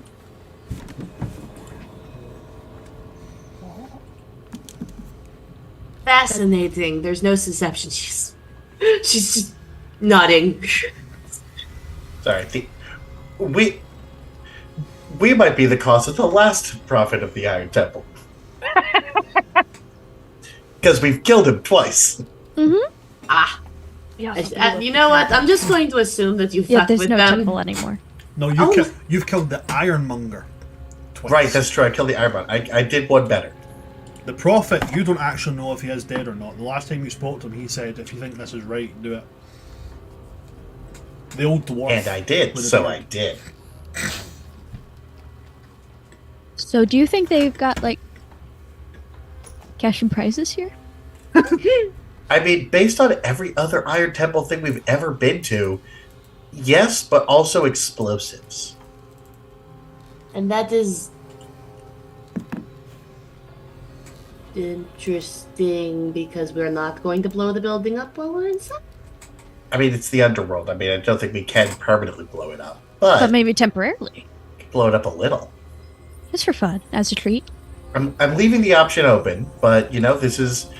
If it's who I think it is, this is from well before any of the really bad shit happened with the Iron Temple. So hopefully it'll be better. Because since I have been here, we have not blown up a single temple. You guys keep telling me how many temples have blown up, but no, I've not seen any temples. But I honestly think you guys are pulling my leg at this point. Find us a temple, all right? I gesture towards the forge.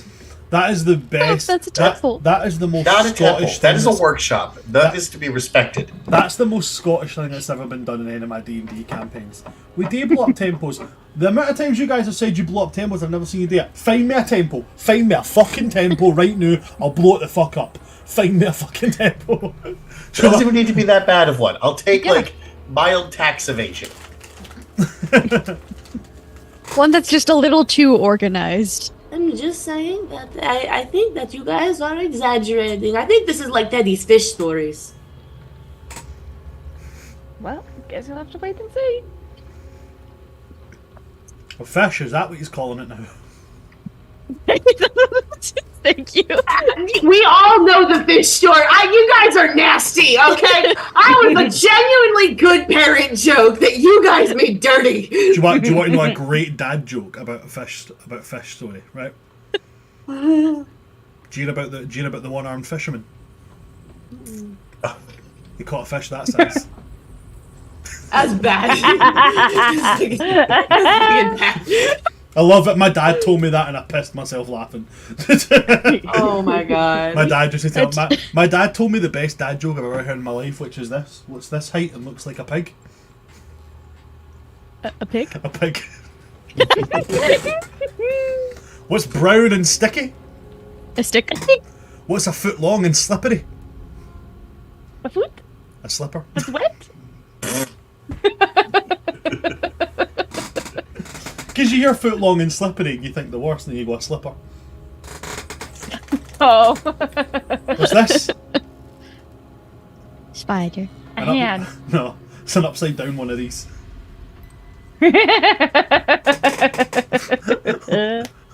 What's this noise? Richard Nixon.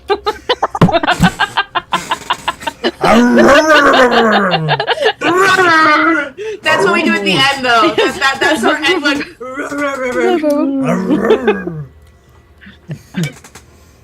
Right.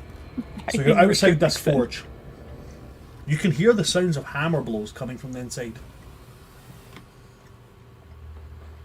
So we just have to help them move on.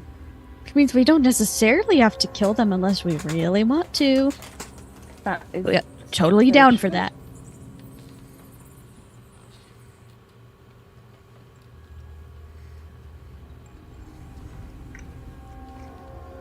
Shall we go inside?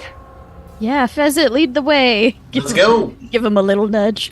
Wee. Pheasant, you lead the way. Let's roll.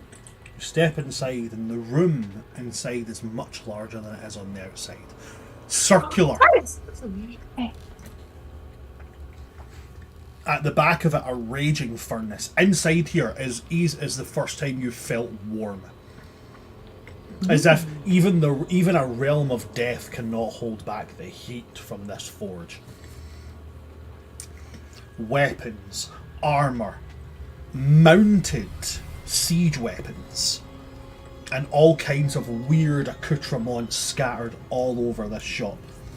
At the back of it, there is a workbench with maybe a 20-foot gap between it and like a countertop, with an old school brass cash register. And over this large anvil at the back, hammering away, there is a dwarf. The dwarf has shoulder length, or well, maybe a bit longer actually. You're talking about like maybe mid-back length, chestnut hair.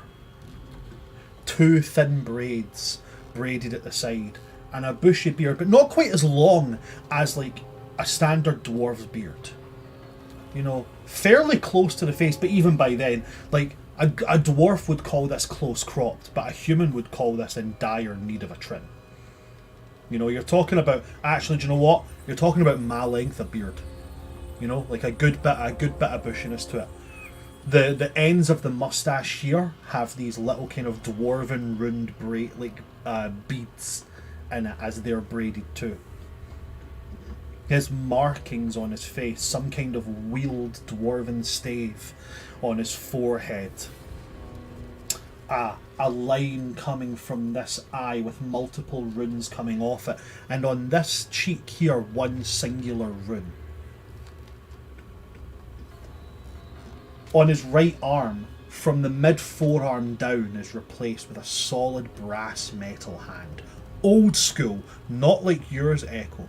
Like, this is like an old school gnarly brass arm, but still glimmers with obvious gems of arcane construction, so it is designed to operate with full functionality like a normal hand. And as you all turn round, the hammer stops midair and he turns to look at you all with a fairly kind face. 2 gold rings through his left eyebrow.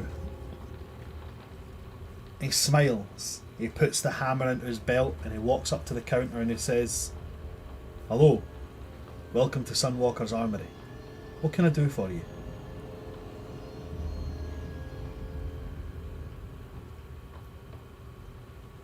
Well, I do believe I have at least part-time member of your.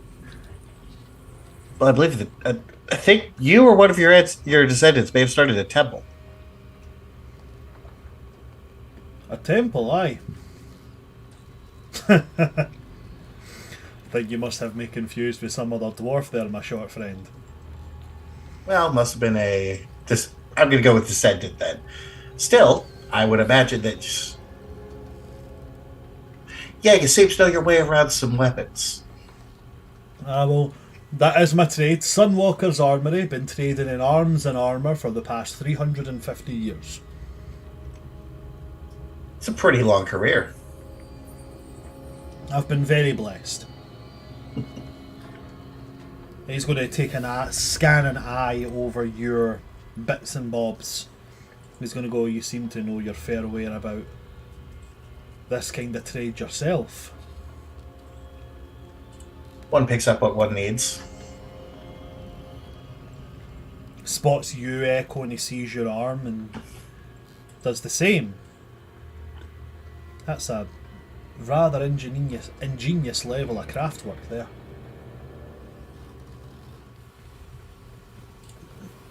Yourself, you made this.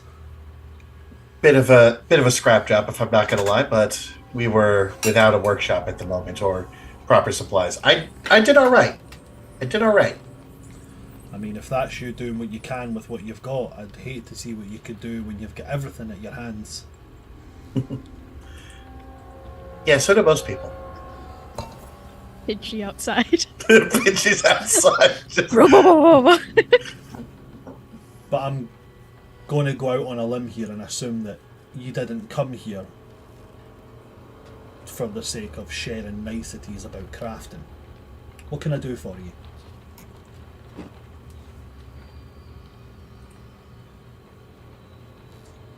Well, we've heard that there's something out here that's real big, real clanky, and real pissed off. Well, there's a lot of things around about here that I could describe as being real big, real clanky, and real pissed off. Underwater, possibly. Something around a lake.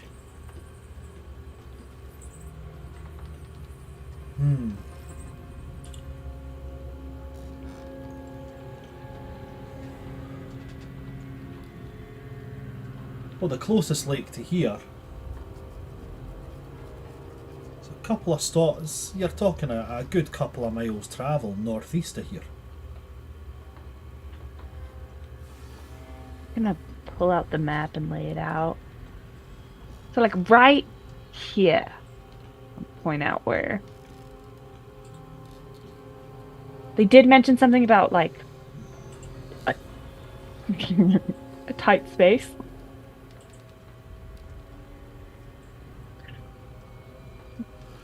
Well,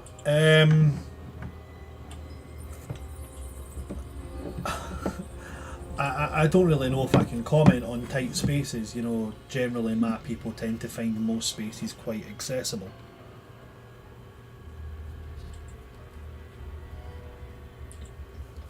What are you looking for this big, clanky, underwater thing for?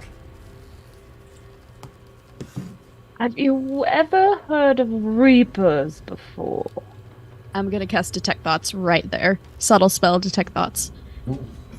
What's the spell save needed on that? First I just get the I get surface thoughts, and then if I would like to probe deeper, then It's apparently very accessible.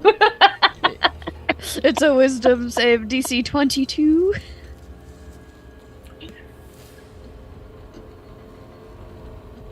Surface level thoughts, all you get is dwarvish. Repeated, like it's almost got like a rhythm to it. I speak Dwarvish. You speak dwarvish, okay? Then you would I do. understand. He's reciting a poem. The poem is, "Do not go gentle into that good night. Old age should burn and rave at close of day. Rage, rage against the dying of the light." If you're familiar with the poem, then he's just reciting that over and over in dwarvish. Do you wish to probe deeper? I do. What's the saving throw you need for that? Dig right in there. Wisdom 22. Wisdom saving throw of 22. Okay. You are met with an ironclad fortress of a mind. And they're You know going. that you tried to. I was about to ask that. If they succeed. Either way, the target knows that you are probing into its mind. Oops. Oh no! That You still spell it for the basic thoughts. You probe deeper, they automatically know. He's going to turn and look at you, Echo, and he's just going to go, "I've never ever told a lie. If you just ask, I'll tell you what you come here for.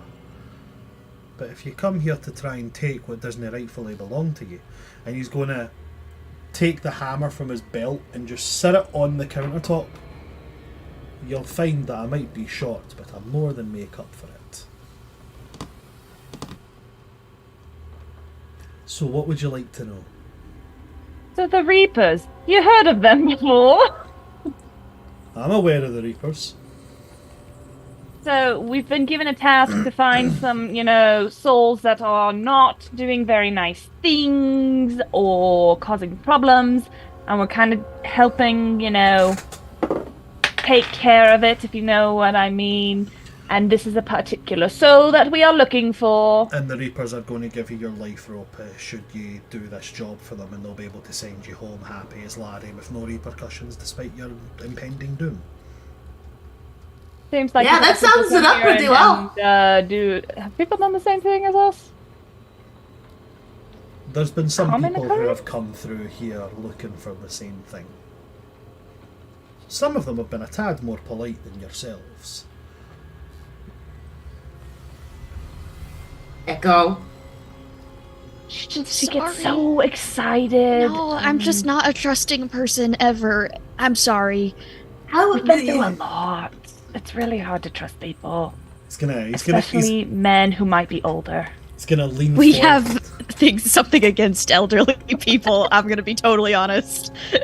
I take offence to being called elderly. I'll have you know that I am only a... well...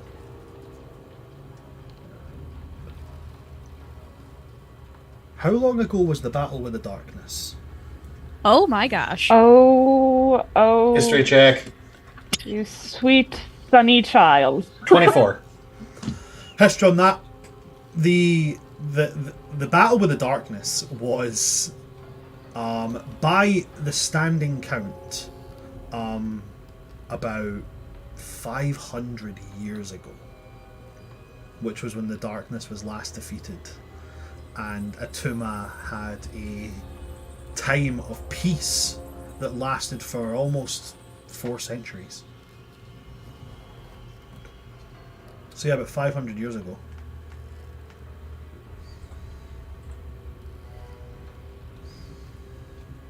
A long time.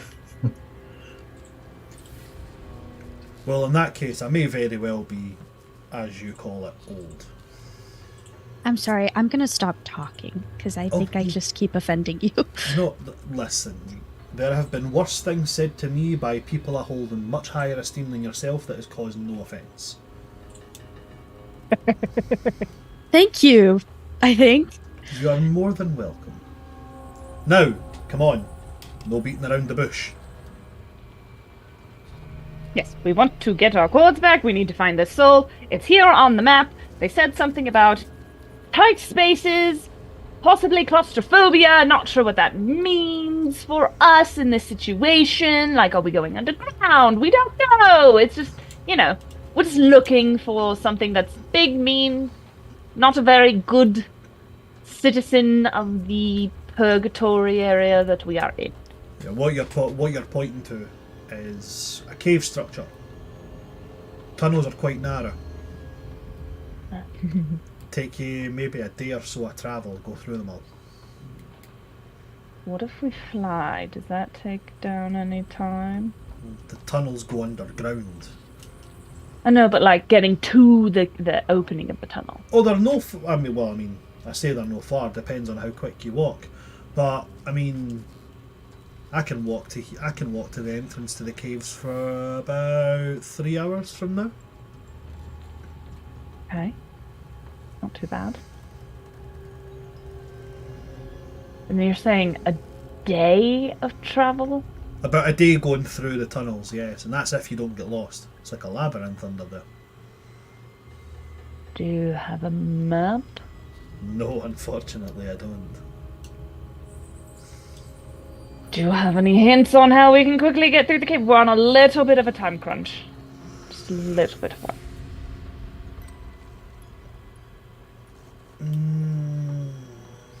Oh, wait. Put a spell for this. We'll be fine. You'll be I fine. literally have to find the path. Oh, that's a cool spell. One of my favourite spells. I've never heard of that spell. Really? No, what level is that? I think it's like third level. Third level spell?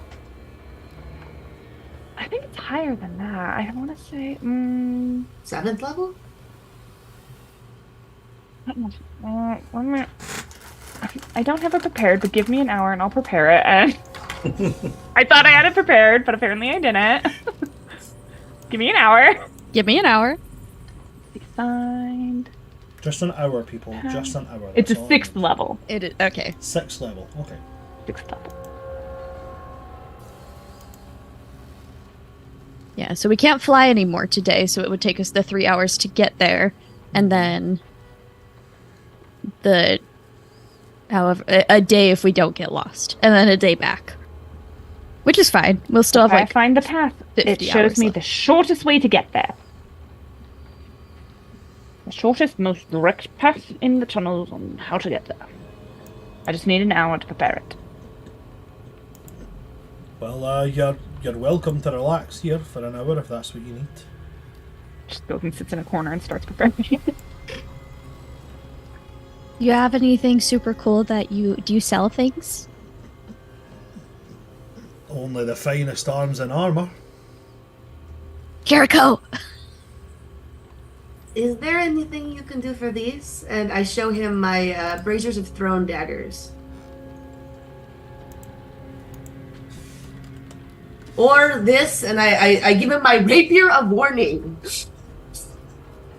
Takes a hold of them and he goes, "No, it depends on what exactly you're meaning by is there anything I can do for them.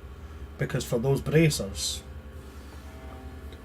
well, they're fairly perfect as is. For this rapier,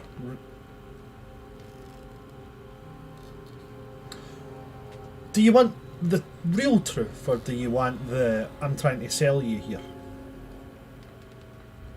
Let me give it to you straight, funny man.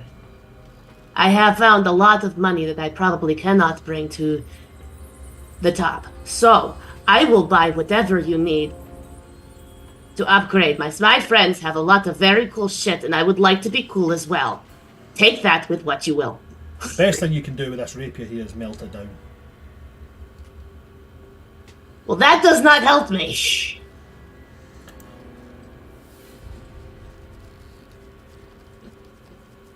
Are you willing to trust me here?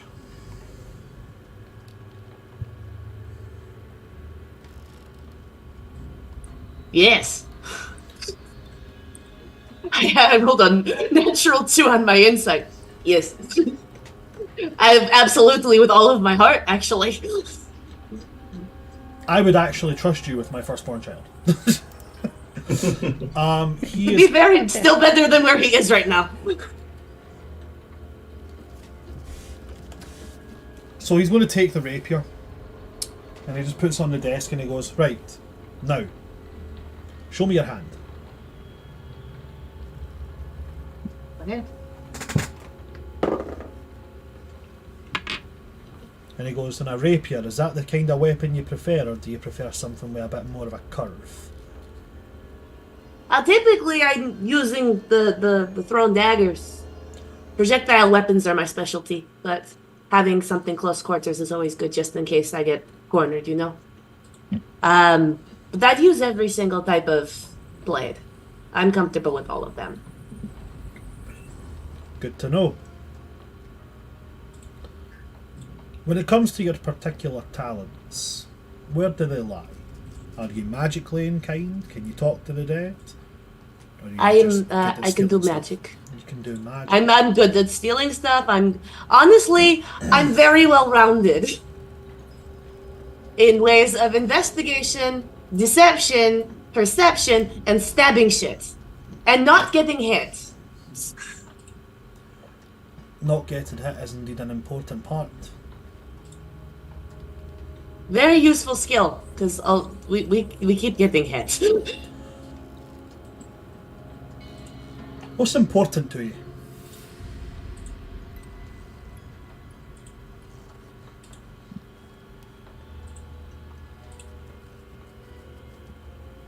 I can't go down.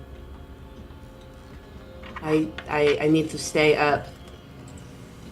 Because I have something to stay up for.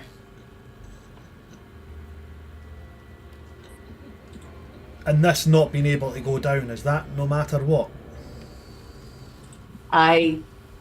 If I go down, I'm going down fighting as hard as I can. It's going to take a lot to bring me down.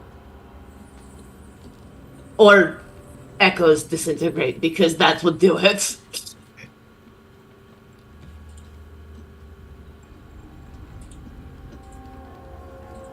He goes over to his wall, the wall that's behind him, And you watch as he starts scanning over a bunch of weapons that just look very out of, like, there's no order to them. There's no like, oh, all these swords look the same or all these swords look the same. There's nothing like that. Each of these weapons looks different. Bran, Yes. does he have armor here too? Or is it He just does, weapons? he does indeed have armor as well. So, just because character sheet wise, I'm still in regular leather armor. Oh, you can certainly purchase armor from him. So I want to start off with that because I think protection is definitely on her top list. But I'm in regular 10 gold hard leather armor right now. That's probably shredded at this point. Okay. So tell me what I need to buy and I'll buy it. So the armor that he has available, I mean, again, the question would be what type of armor are you looking for? He has... I can only have light. You can only wear light armor. I can only wear light armor. Okay. I'm literally just scrolling through the very long list of things that he has at his disposal, if you'll just bear with me a moment. You're fine. I'm sorry. I wasn't expecting a shopping episode, but now I'm excited. It's absolutely fine, don't worry about it.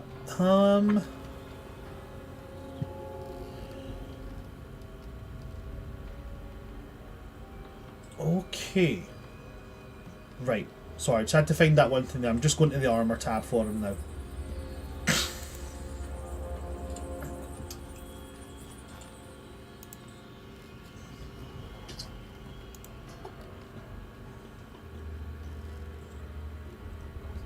Okay. What level was Find the Path? 6th level. Okay. Armor-wise.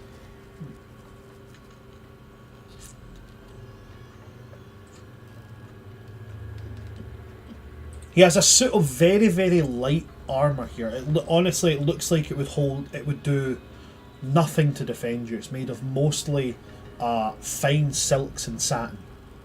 It almost looks like... Are you familiar with the TV series Shadow and Bone? Yes. Yeah.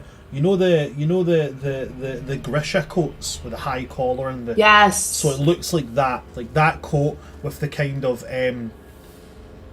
flowing, kind of almost like rounded bottom trousers with the leg wraps that you would connect into the boots.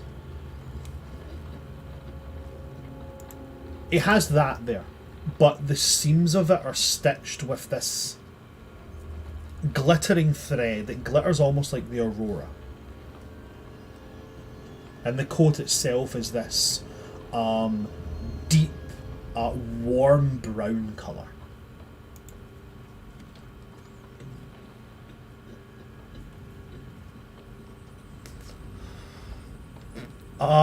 Other than that, it's all fairly standard suits of light... Oh, wait, sorry, no, sorry. He also does have one other suit of armour.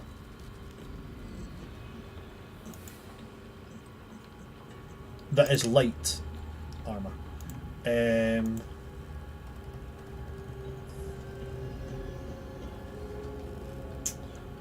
is black with blue wraps and a shoulder sash with two blue twinned capes coming off of it. So the first one, I was like, oh my god, no, I hated those coats from the Shadow and Bone. You said blue and it matches my hair, are you kidding me? Tell me more, Bran. Are you looking at that one? Yeah. It coordinates with my skin tone.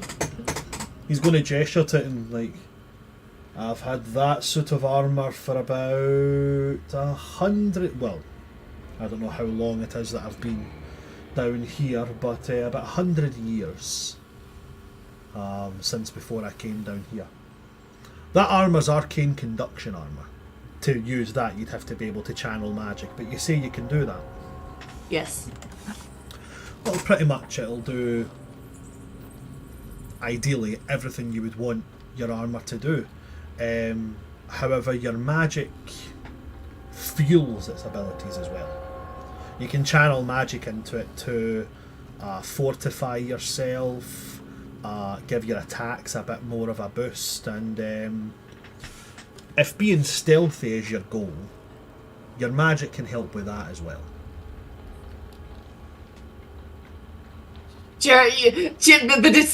I'm proficient in deception.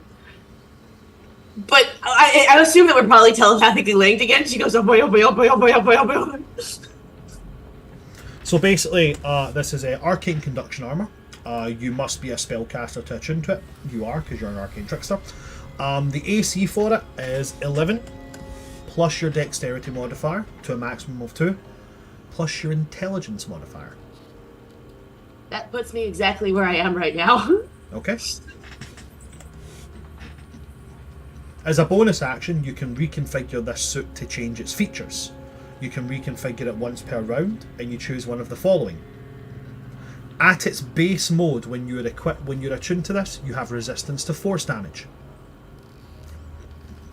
You can enter a fortified mode, where you gain a +2 bonus to your AC, but you lose 5 feet of movement speed.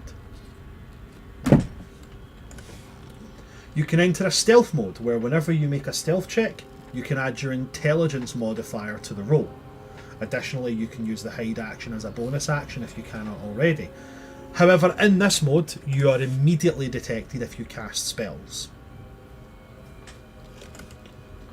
Or you have burst mode, where you gain a +2 bonus to attack rolls, and your AC would be reduced in this manner by 2. You said it's 11 plus my dex plus my int? 11 plus your dex to a maximum of 2, very much like medium armor, plus your intelligence.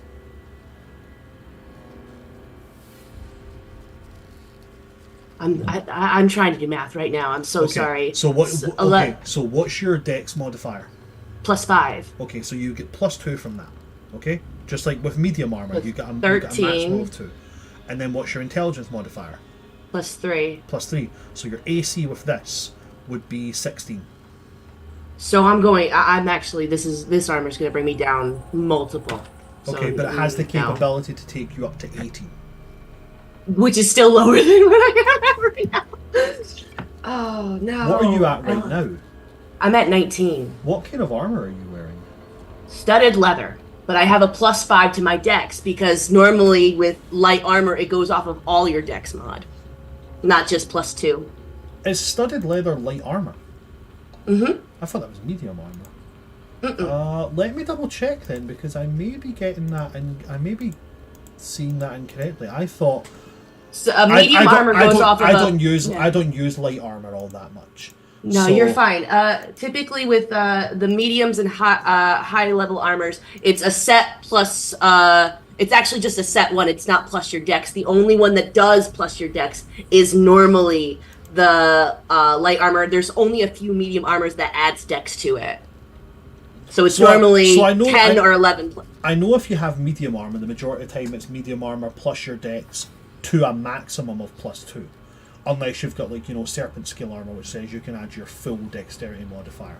But I thought it was the same for light armor. So if it's not the same for light armor, then it would be 11 plus 5 for your dexterity, making 16 plus 3, which is 19. Which is exactly where I'm at right now. With the possibility of going up to a 21.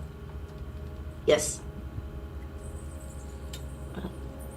We skipped the pleasantries. I throw down whatever he asks for without negotiating whatsoever. And I take the armor. Okay, so he's going to ask for... This is a fairly expensive place to shop. The price for this is 9,000 gold pieces. How many platinum is that? 900. How many platinum do we have?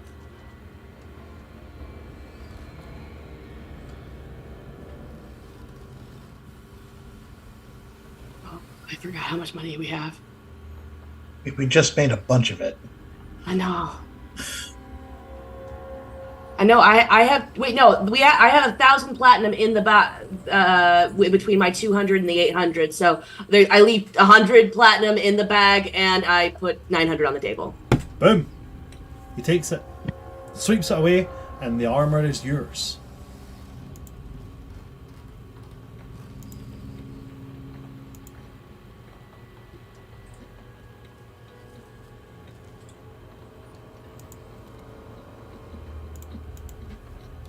Jericho He's looks gonna- amazing. He's gonna give you a look, and he's going to say, if not being seen is your intent, we have other things here. Other things that are helpful in that regard. Not being seen is something I am an expert in.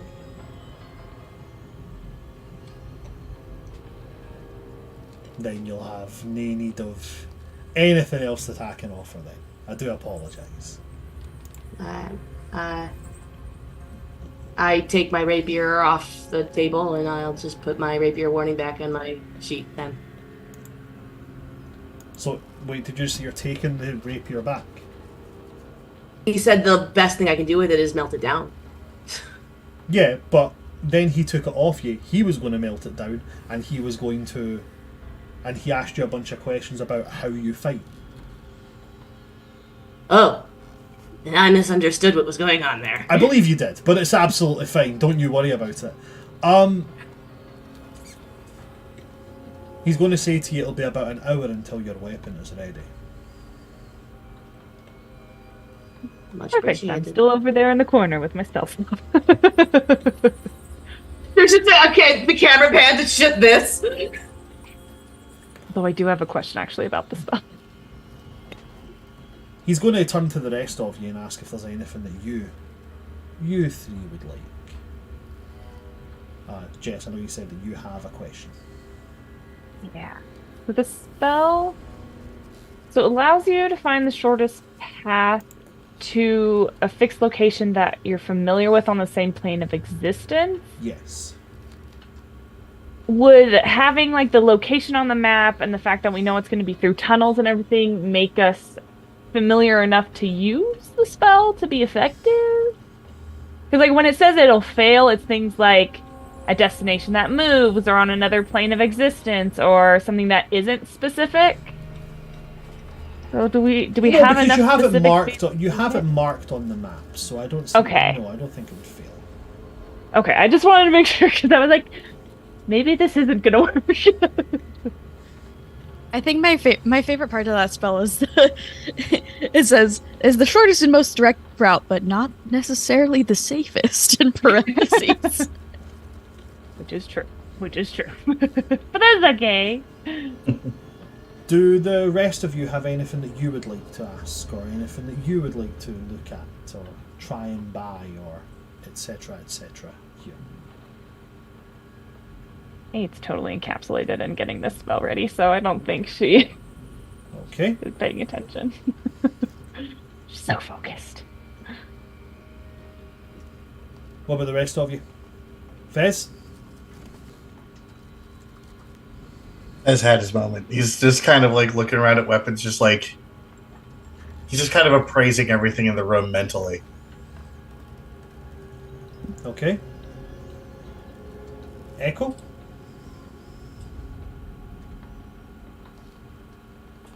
I think I have I think all my attunements are taken up. Although one of them is the spell gemming helm, which rip. I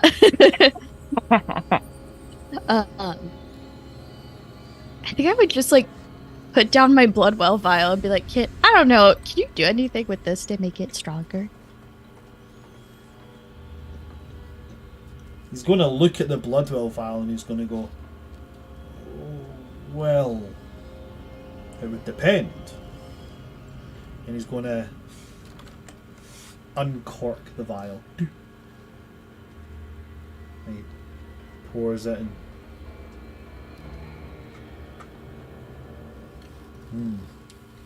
Yeah, there's some Elder Brain Dragon juice in that. Aye, it's got that salty tang of brine. Calamari.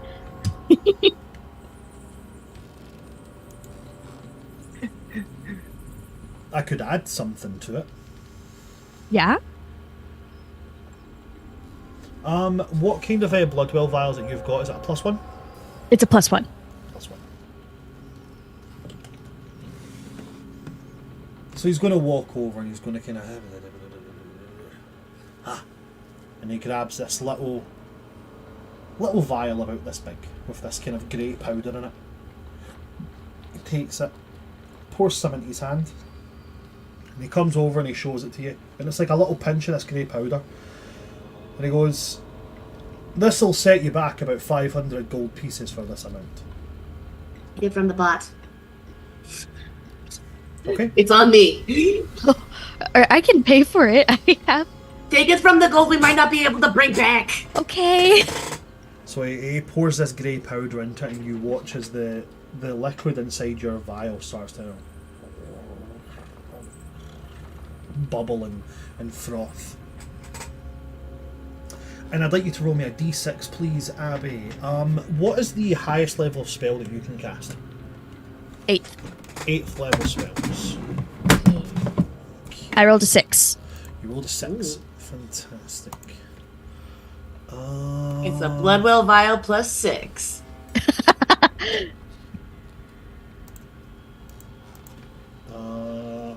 No, unfortunately not. They do not make those, but that would be so funny. How do you want my- very funny? My 27 DC for all of my disintegrates. Yes. How do you feel about that?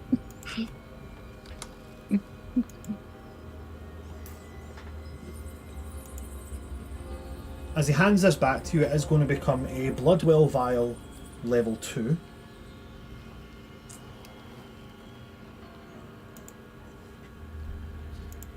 And once this fucking thing will load, you will gain a free casting of the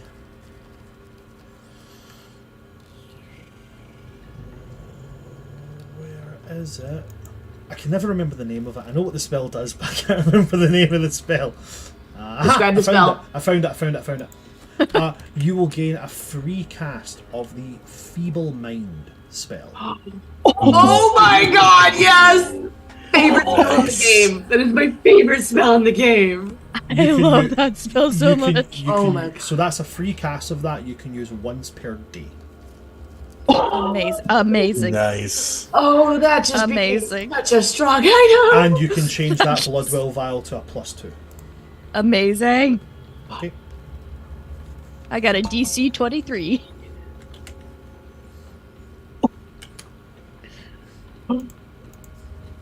Anything else for any of you at all? No? Okay, then I ask you, what are you guys doing for the hour while he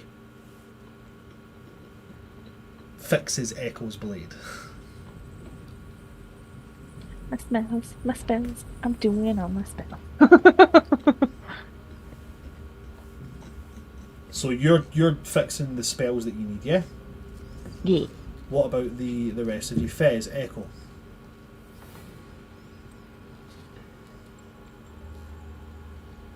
Seeing if there's anything good that I can do here. You're saying you're looking to see if there's anything good you can get here or anything good you can do Do. here. Do here. Okay, so you're checking to see if there's anything for you. Echo, anything you're wanting to do in the hour? No, I think now that we're down to the double digits, I don't think she's like feeling very good today. So I think she's just a little more drained right now. So she's probably like sitting and kind of just leaning up against the wall, just looking content, but resting. Okay.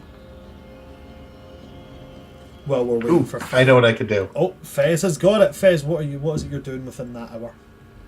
This is a short rest, right? Yeah, it counts as a short rest. I'll give you that. I'm gonna make snacks. Like snacks. With your chef feet! Because I have the chef feet. Because you have the chef feet. I can make 9 snacks. Nice. I make exactly 9 snacks. No more, no less. Exactly 9. If we were back on our ship and also alive, these would be margaritas. Wasting away the day in Margaret. How are you not a Jimmy Buffett character? Like, They just Gotta put a get those Margaritaville Hawaiian in my city. Wait, they just did that? Just like it just opened a little while ago. As in Wow. Margaritaville is thriving? Yes, I did not know that. I went recently. It's doing pretty good for itself. It's gotta be because of Eddie Perfect going to every Margaritaville in the country. Yes. You love to see it. Okay. Then if that's everything for everybody, Echo. Not Echo. Not Echo at all. Jericho. He approaches you with this weapon. The hilt still very much looks like your rapier. But he says, now, when you draw this, each time you draw it, know that you can't take what it does back.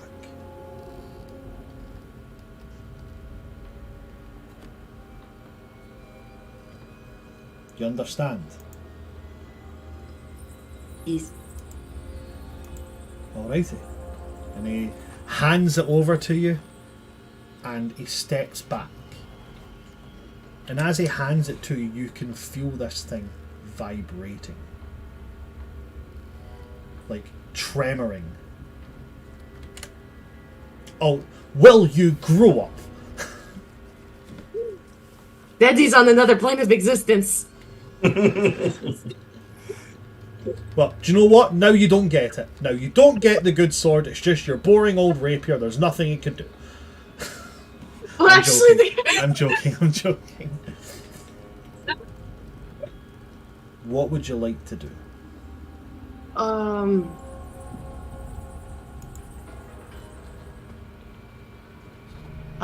you going to tell me what it does, or He says no. does it? On it. Give me 10 minutes. Thank you, Boo. He laughs at that as you're getting him to cast Identify, and he goes, "Ah, modern day heroes. There's nae spark." I'm just a mother who is cautious. His That's how you stay alive. And then she stops herself. Shit. His face goes. His face kind of drops a wee bit when you say that. You know, I'm just a mother.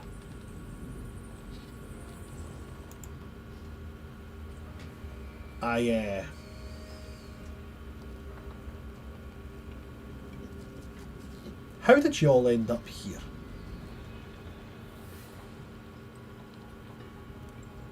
For life decisions. Wow. Long story. Trying to be heroes. I was trying to save my son and immediately died. Is essentially what happened. And like Astral Sea, Vampire Dragon, it was nasty business. Necrotic. Giant Dragon told us breath. that it was the only way. Told us to trust the Raven Queen. Some of us did. Some of us did not. I have no regrets. That seemed a little passive aggressive. I can't say much about a lot of what you said there, but I can tell you one thing. I can tell you a handful of things. Number one, the Raven Queen is a backstabbing bitch. Amen. And you should never Amen trust a to thing she that. says to you. Amen. Number two,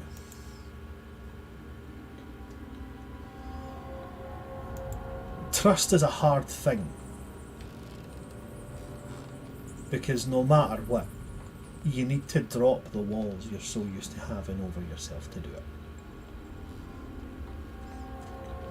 I could say be careful who you trust, but at the end, the risk is always the same.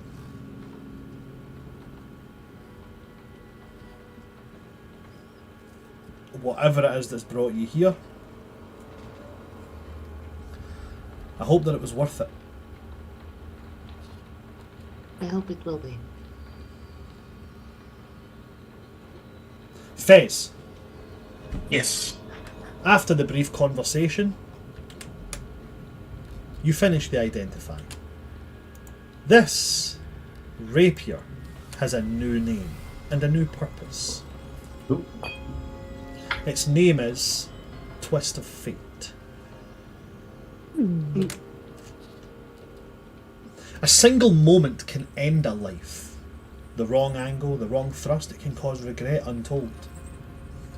Forged of equal parts platinum and iron over an arcane burning flame, the arts of crafting this particular blade are lost, and few of these blades still reside within the mortal plane. When used, Twist of Fate threads all futures and cuts with all possibilities with a single strike, and unfortunately for most, their future is heavily laden with failure. The stats for this weapon are fairly simple. It's a +3 rapier.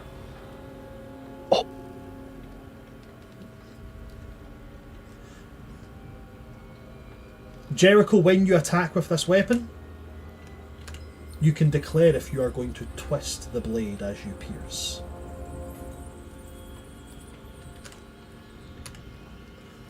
With one twist, you take a -6 to your attack, but you deal an additional 12 damage.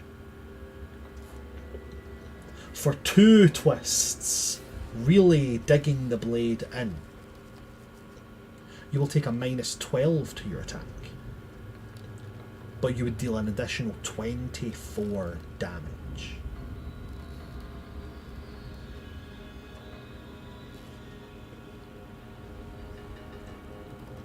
On a critical hit with this weapon, you will immediately treat it as twisting twice. So on a critical, you will still add on that modifier of a +12 damage. +24 damage, sorry.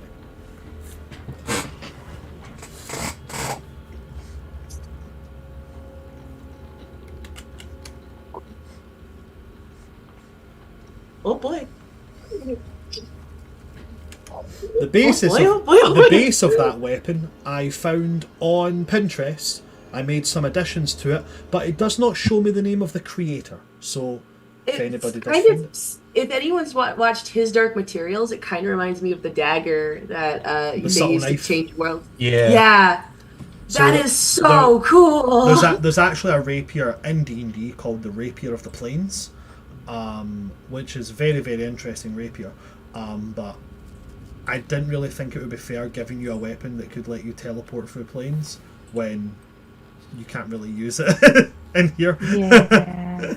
No. Fair. Well, what's really cool is I already have sharpshooter for my daggers, so this gives me basically a better great weapon master with it still being finesse, which stacks on top of my sneak attack damage. So that's really freaking cool. Oh, yeah. Really cool. This weapon is like a really, really. I mean, you'll do wonders with it as it is for a small loss. I mean, what's your plus to attack?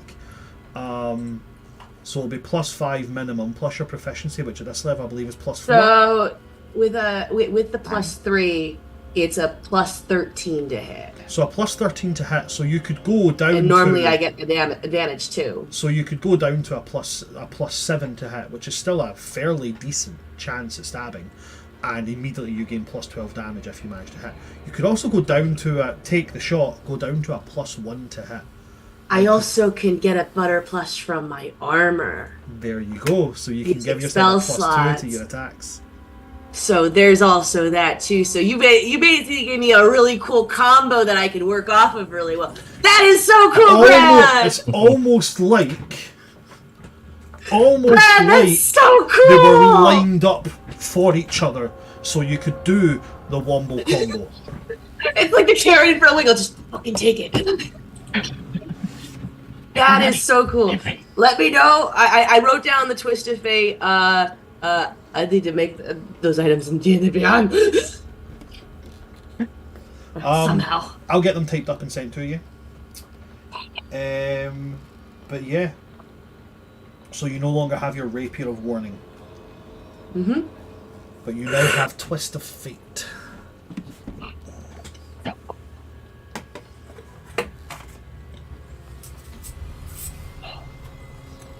At which point I'll say to you, I hope that you find what you're looking for. And I hope that you're safe when you do it. He's going to look to you, Fez, and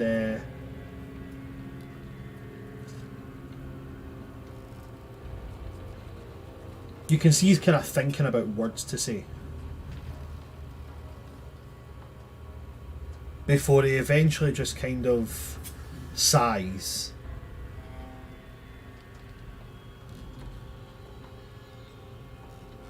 When I was younger, loads of religions and practices that spawned from good ideas went awry.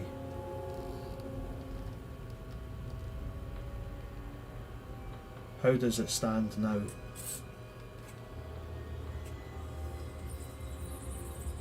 Ain't much changed.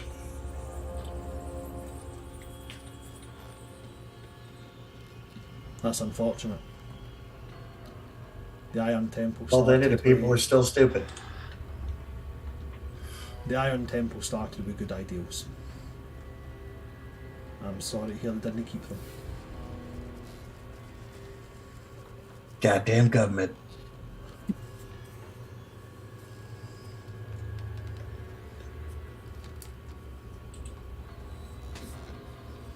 Well, I don't normally see faces again after I see them here. So before you step out those doors, this would be your last chance if there's anything you're looking for. Also, There a Wingo, reason you you- see that he has taken no payment for the sword. Oh. No, she noticed. And she bows her head and says, "This is beautiful. This is the best weapon I will ever be able to wield. I will do you honor on this." He just kind of smiles, shakes his head as if I could think nothing of it.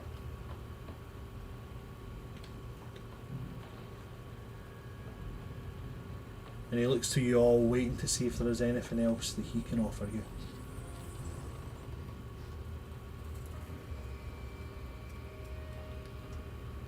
Is there a reason you haven't moved on? Well, I'm not dead.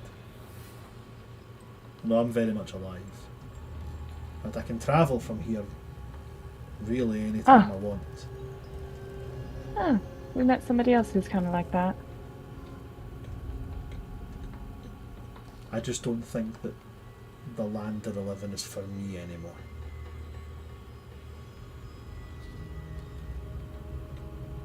Sometimes you can be a grumpy old bastard for the longest part of your life.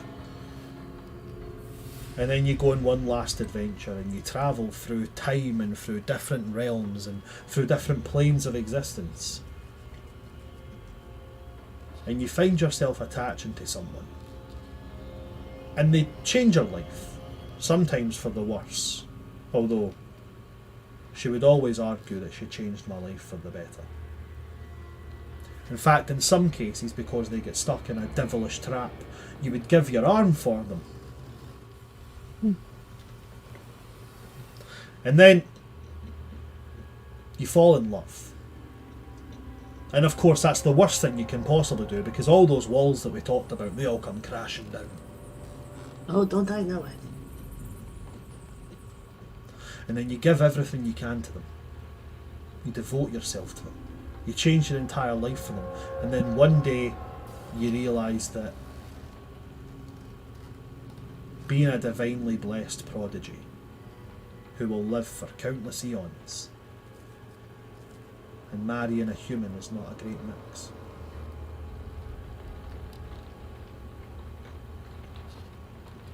And then they go and do the worst thing they can possibly do. They die. And they leave you alone to pick up the pieces, and well, sometimes those pieces just can't be put back together. And you become a bitter, resentful old person. And well, I didn't want to go down that route. So I came here, hoping that one day I would bump into them. And I have nae seen them yet. Jericho's in full tears. As long as that forge keeps burning, I'll be here. No many warm places in this place, so maybe if they get cold enough, they'll find their way towards the heat.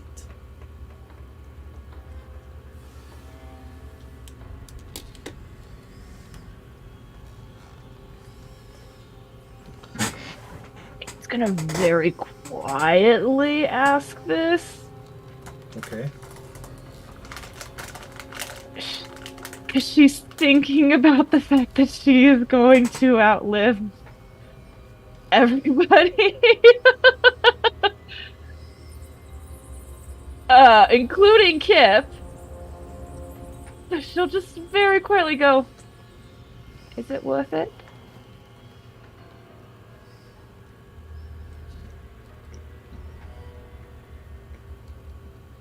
Every damn minute. Not me tearing up over here. I'm so single.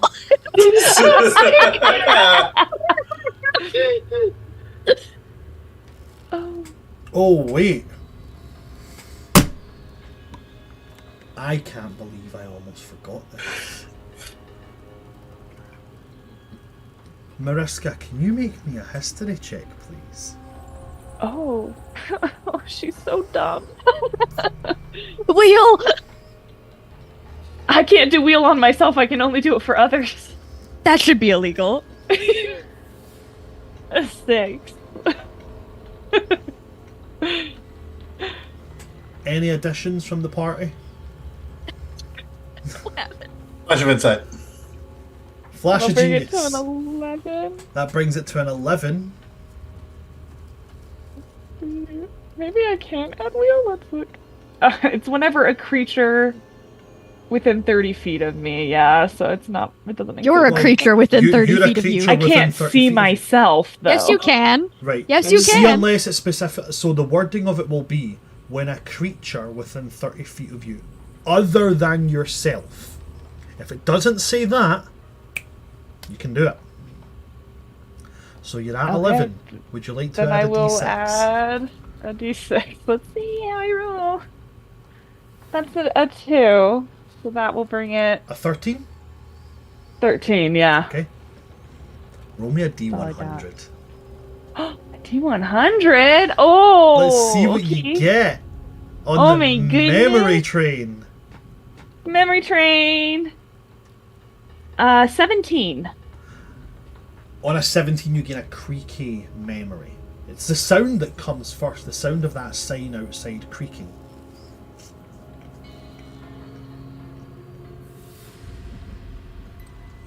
And then you hear shouting. And the other voice you can't quite recognise. It sounds fairly pompous, very arrogant. But the other the second voice you do recognise. It's the voice of this dwarf. And he's yelling, that's not what my creations were intended for. This is madness. I want nothing to do with this anymore. Take your decade and leave my shop.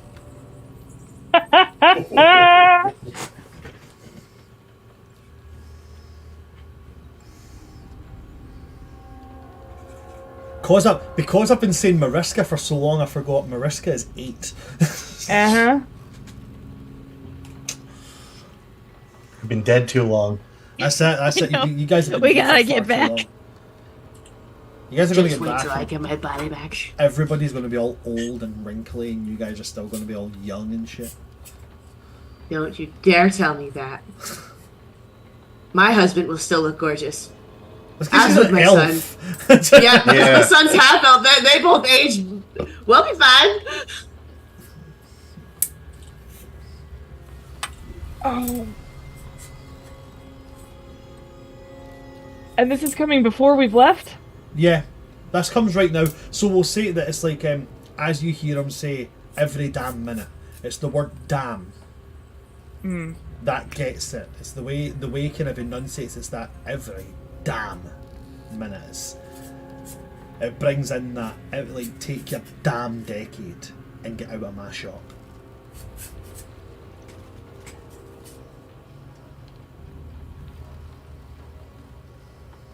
I mean, there's like this Vietnam flashback look on her face. So she's like hearing this and like, I don't think she knows what to say. Because she's a little scared to ask him about it, because it might be like, oh, you're part of the decade. You committed like genocide. We don't like you. We don't like you. Which is fair. She doesn't really like that part. You guys herself. totally suck. Yeah. I mean, she's not getting another chance. She's gonna just go. Sorry. Do you? This is going to seem very random, but do you know what the decade are? Narrows his eyes at you. Who sent you? Look, I'm just gonna shoot straight with you. If you ever met a Warforged that went by number 8, that was me. Is me. But I'm not under my creator's control anymore, and I'm actually trying to free most of the decade. I've gotten a couple of them already. But at one point, I knew that one of our creators was in this place called the Shifting Sands. I'm not sure if you know of it, but we kind of missed the opportunity to find him in that place. But if you know something that can help me sort of mess with the networking so that we can get all of them to have their sentience back, that would be so lovely. You're 8. Yeah. I've got to be honest, I never pictured it being a drow. Them. Which is fair, considering what I did.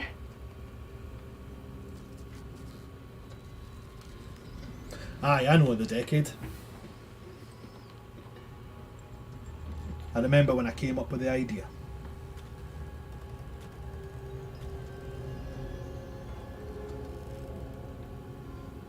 But then I scrapped it. You couldn't trust anything like that. Yeah. And what I mean by that is you couldn't trust any mortal being with that kind of thing. I'd originally planned it as helpers.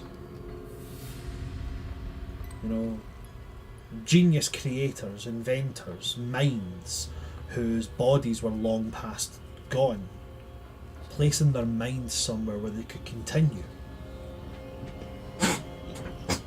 But we could never get it to work. We tried it once with an old friend of mine. The mind snapped. It didn't take to its mechanical form.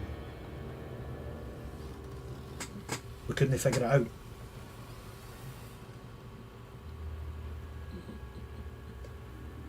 Eventually we figured out a way to root them into the structure, but it was a combination of druidism, making something a welcoming home for the spirit to enter. Coupled that with the mind, and it worked for a time, but much like mortals ourselves, they deteriorated. We were lucky we got 150 years out of some of them. Eventually I couldn't bear it. I said we need to stop, but my partner that I was working with, well, he thought of ways that you could use them for greater means. Says the world will not fix itself in 150 years by being passive. It would have to be aggressive. And I told him that when I designed these beings, I designed them to be non-combative. They were supposed to be helpful. They were supposed to heal, and they were supposed to build, and they were supposed to create and invent and make people's lives better. And he decided that using my basis and using his knowledge of siege weaponry and war magics, he decided that he could make an entire army in 10 soldiers. But he still couldn't get past the idea of the mind snapping. So he came to me begging for help, and I told him he could leave, or else I could make him leave. And that's the last I heard of the decade. I heard rumours, but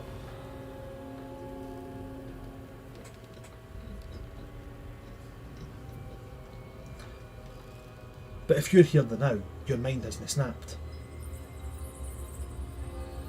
No, one of my cores got broken, and it helped me break my protocol. And she gestures to the wing. This happened, and everything kind of got fixed from there. But I mean, I've got, let's see, 4 other members of the decade with me who haven't had their mind snap, and I've helped them break their protocol. So you're saying all it takes is a resilience of will? I mean, we do still have to kind of upkeep our bodies. It does. I mean, if we deteriorate, that's going to affect our ability to function. But you have complete control of your own inhibitions, your own actions. Yes. So despite what you were designed for, you're able to go against that. Yeah.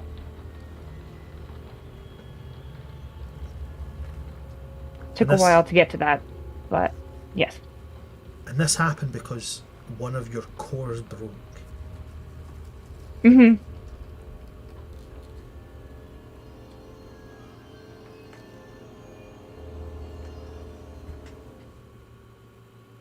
But I haven't had to break the cores of the other 4. What have you done for the other 4? Well, 3.5, name's Kip. He had his core removed from his original body and was put into a different one. 3.5 is Kip? You know Kip? The last time I seen him, he was on the deck of a ship that was slowly sinking. Yeah. Oh, so it was meant to... Right, either way. Yes. So Kip's one of them. He was originally 3, but he was taken out of the body of 3 and scrapped, for lack of a better term. But he was put into a new body by somebody called the Fixer, who lives in a little demi-plane of his own. And since then, Kip's had full function of his own facilities. For 2, it was sort of, I connected to like his main engine circuit heart and kind of overrode some things. 4, we just took its head off with the core still in it, and then just lots of talking. And 9, we haven't put 9's core back into a body yet, so I haven't really been able to talk a lot to 9. So Wow. that's what we've got so far. Well, it's accelerated beyond what I knew about it.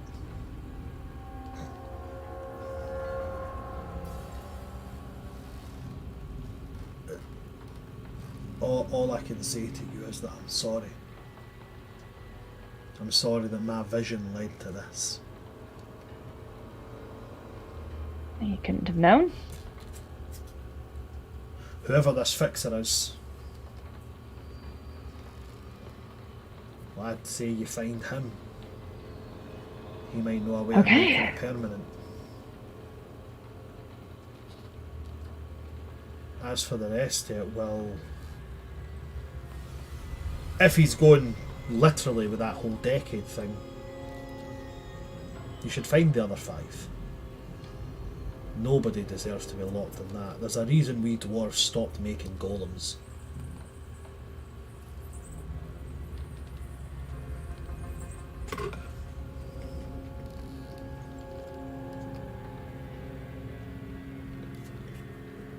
You know there's a way back, right? Couple ways, yeah. But I don't know all the ways.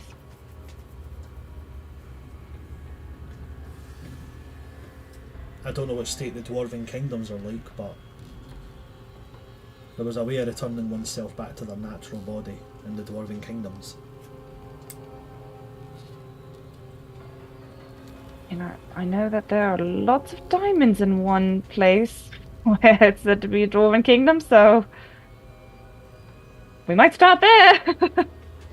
If you're looking for diamonds, probably one of the best places to go is the Iron Mountains. I mean, Yeah. we literally have a place called the Diamond Walkway. It's called that for a reason. Very fair, very fair.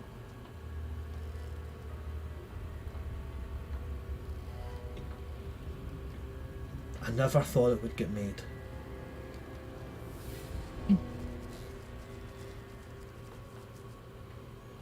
Otherwise I would have burned that book.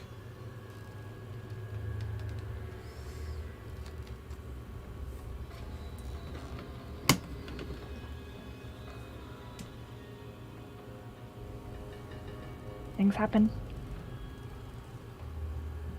I'm sorry I can't be of more help. No, this is a lot of help. I really appreciate it. He walks over, and this is the first time you really see that he is of kind of like an older age, because he walks over and he eases himself down into a seat and just kind of sags over one edge, just with this look of disbelief on his face. Were you here for the apocalypse? Aye. I seen it coming. Not anybody with a brain cell could see it coming. Not necessarily that I knew what was going to happen, but you know, you get a feeling something big was coming, and I just other heroes had to take that spot. Namely,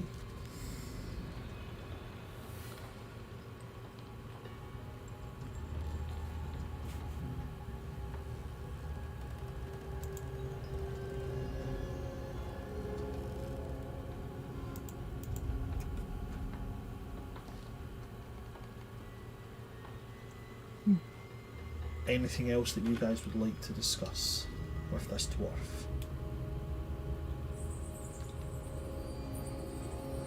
Your colleague whose mind snapped, did by chance go by the moniker the Iron Emperor? Oh, gods no. Oh, good. That's Valerian Rezana. Yeah, High elf. yeah, He was decent at what he did, but his mind lay more in arcana crafts of a higher caliber. He was a hero a good while back, but he made one bad decision, and that was the Iron Emperor. But as far as I'm aware, the Iron Emperor was put to sleep long before we fought the darkness. It's definitely because she's got such low charisma, she can't like lie very well. It's just like a. Because she's the one who woke him up because she wanted to make a friend. That's so funny. That's so funny. No, Just like my partner, before he wandered off to greater heights, his name was Amaran. Oh wait, no, I know that name. Why do I know that name? You can, I believe everybody except Jericho can roll a history check on that one if you like. Is that Nah. the man we killed? They started talking about the apocalypse, and Jericho still really has not gotten the concept yet because she was on the island by Yeah. herself. Just like, I got an 8. it was nice on Fresh Start. I got a 27. I got a 6. Fez, you of all people, you know the name Amaran. Amaran is a half-elf. His maternal human side coming from the shifting sands. Amaran was a master creator, a builder, an architect, and an artificer of exceptional quality. But he was obsessed with a legacy, with something being left behind that would always be his. And because of that, it led him to build a great many creations which some would see as quite barbaric. Amaran was exiled from all creative communities when he built something called the Ascension Podium. A grand altar with which one could harness energies of a linked cosmic force and ascend to godhood. There are rumours that he constructed it, and rumours that he used it, and rumours that it went horrifically wrong. Instead of giving him grand immunity and immortality, it horrifically weakened his mortal state.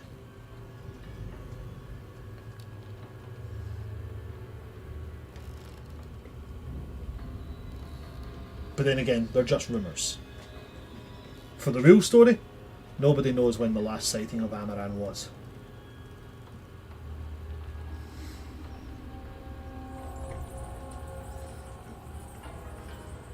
Pretty sure we can guess.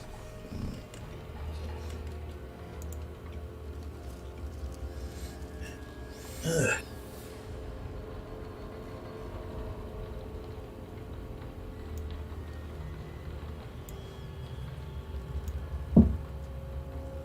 Well, folks, I think we just got the name of the next old man on our list. Mm-hmm.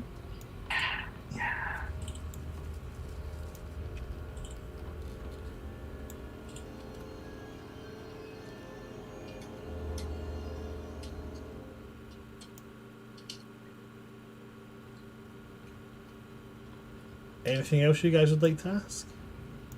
Yeah, is our beloved leader of the fleet a half-elf? I don't think we would know because We we don't never see met them. I tried to think if when Rhea and I got a glimpse when we I don't went on our think little he trip. did. I don't think so. I don't think so. No. We just saw 2 of the decade. And Yeah, some you guards. saw 6 and 10, and they were like, "Who are you?" And you were like, "I'm General Scarlet," and they were like, "You're on your way," and you were like, Yeah, being a changeling has its perks sometimes. "It surely does." My name's Admiral Scarlet. That is a lie. Aha.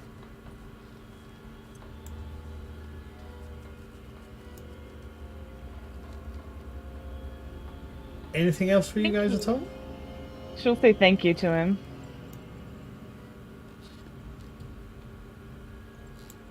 If Appreciate not, all that. if there's nothing else, then he will just bid you all farewell. Tell you all good luck. And that he hopes that you'll survive.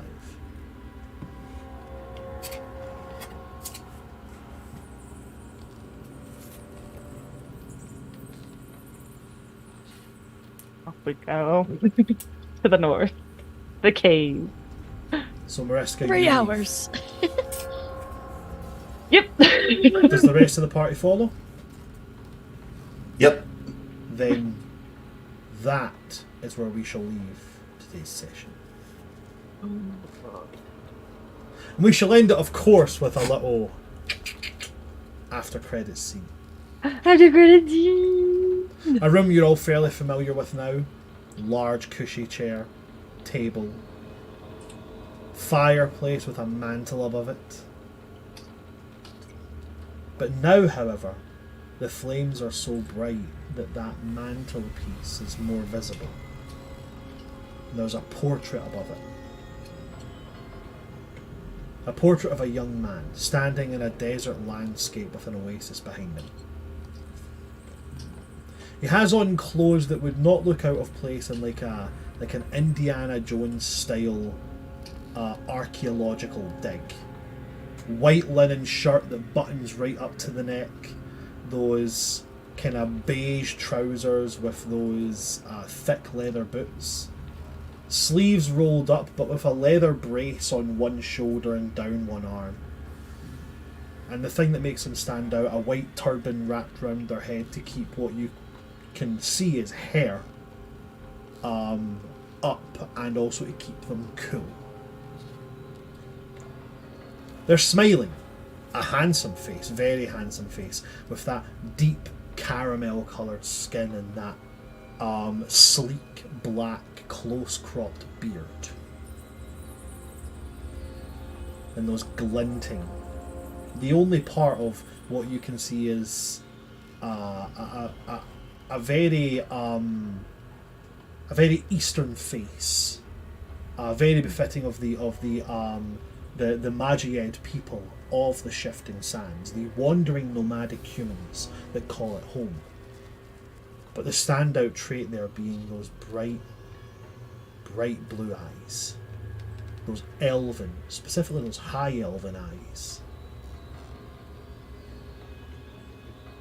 And then it pans to that old withered face with that mask clamped on and those many tubes connecting into it with that large apparatus mounted on the chair.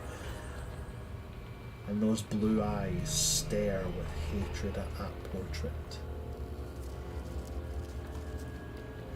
And that's where we're going to wrap our session for tonight.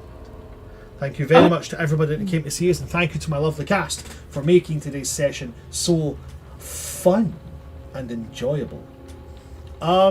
Do I have any announcements to make? I don't believe so. I don't believe I have any announcements to make, so I'm not going to. That's pretty much what I'm going to say on that one. I am going to cut over to my cast in a little moment, but I'm going to say please do go and check out all of our social medias, especially our YouTube. We've had quite a high number of people going over there and subscribing. I think we're sitting at about 174 subscribers on the YouTube channel now, which is a massive improvement. My goal for the end of 2024 is to get 1,000 subscribers. That's my goal. So if I could get to that, I'd be one happy chappy. We also do have a Ko-Fi page. Fairly soon as the artist that I've seen for it has commissions available, I'm going to be getting art done, and I'm going to start releasing subclass stuff that I've designed. The first subclass I'll be releasing is the Mechgineer subclass for Artificers. If you've ever wanted to play a character that is basically should be in Pacific Rim, this is how you do it. This class allows you to make mechs, decide what powers them, swap out weapons in a very Warhammer 40k Dreadnought style. Everything from a claw to a railgun to a pneumatic drill to shoulder mounted mortar launchers. All of that and more. Oh, and also, if you've ever wanted to do it, because we all know that every Artificer player secretly get ADHD, your final ability is you can push the big red button. If you've ever wanted to do that, keep your eyes peeled on our Ko-Fi page, where you'll be able to buy that very soon. All proceeds from that are going to go directly into more artwork for other subclasses to be released. Other than that, you can check out my stuff at Son of Asgard on TikTok. I have not posted anything for a while because I'm a full-time dad, and, well, I don't really have anything else to say. If you see any of my other social medias, no you didn't, my mother's an Irish Catholic. Check out World Tree Quests on every single social media and you'll find us there. I'm going to pass over to my cast now and let them plug themselves. Johnny, the greatest liar that ever existed. Do you have anything you would like to plug? I do. After having just wrapped up PAX East, I can officially now say that the newsletter and backer kit for Eldritch Automata, the very heavily Pacific Rim Neon Genesis Evangelion inspired mech RPG using the award-winning Year Zero engine from Free League, is now live and can be located at gehennagaming.com. That's GEHENNA, gaming, spelled like it sounds, .com. Fantastic. Thanks very much for that, Fez. What about yourself, Abigail? Anything for you at all that you would like to plug? Oh, yeah. So, my first game with Queen's Court Games is available. Half of the episodes are available right now in podcast form, wherever you get your podcasts. And it's a Delta Green campaign called Extremophilia. So, episodes 1 and 2 just got released today, are out, where I play a burned out college student, nursing student. And wow, I had not been.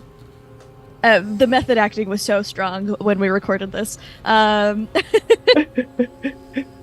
So check that out. It's so fun. And then typically on Wednesdays after the session, I head over to New Rollis on Dyson Autism's channel, where I play another changeling that's a little more paranoid than Echo, and quite a bit smarter than Echo. So check that out. We took a break this week, but we have a guest player, Kos Pingu, dear friend.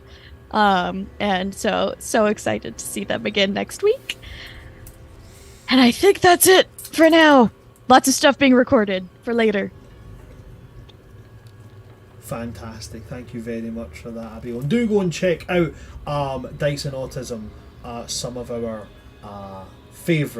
one of our favourite channels to support here on World Tree Quest. Dyson Autism is a fantastic bunch of folks. Moving on very swiftly to Wingle. Anything that you would like to plug at all?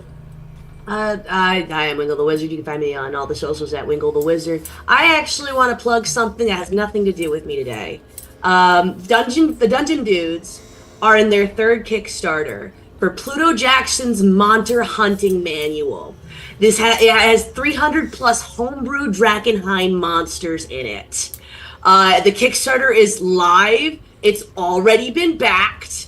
And as someone who is currently playing in a Drakenheim campaign, this is we're in the second story, I can tell you, if you are getting bored with just the player's handbook monsters or the corruption and the delirium that is used in these with the corruption table, it is an element to the game that is terrifying in the best way possible. I highly recommend checking it out. There you have it, folks. What more can you need than a exceptionally exuberant backing of another great and amazing third-party publisher? Do go and check out those amazing books. Drakenheim is some of the greatest TTRPG stuff I've seen in a long time. And last but not least, Jess, anything for you at all, my dear? I'm here. I'm happy. Absolutely fantastic. Well, with that being said, that's everything from my players, so that's everything from me. I've been your DM of Doom, Son of Asgard, or World Tree Quest here on Twitch. With me today, we've had Johnny Deadman, Abigail the Nerd, Wingo the Wizard, and Stories from the Roses. From all of us here at World Tree Quest, good night, stay safe, talk to any NPC you fit, fucking balloons. Talk to every NPC you find, because you never know exactly which character in your party they will have been the reason for the trauma. From all of us here at World Tree Quest, good night, stay safe, we love you. Good night, folks. Good night.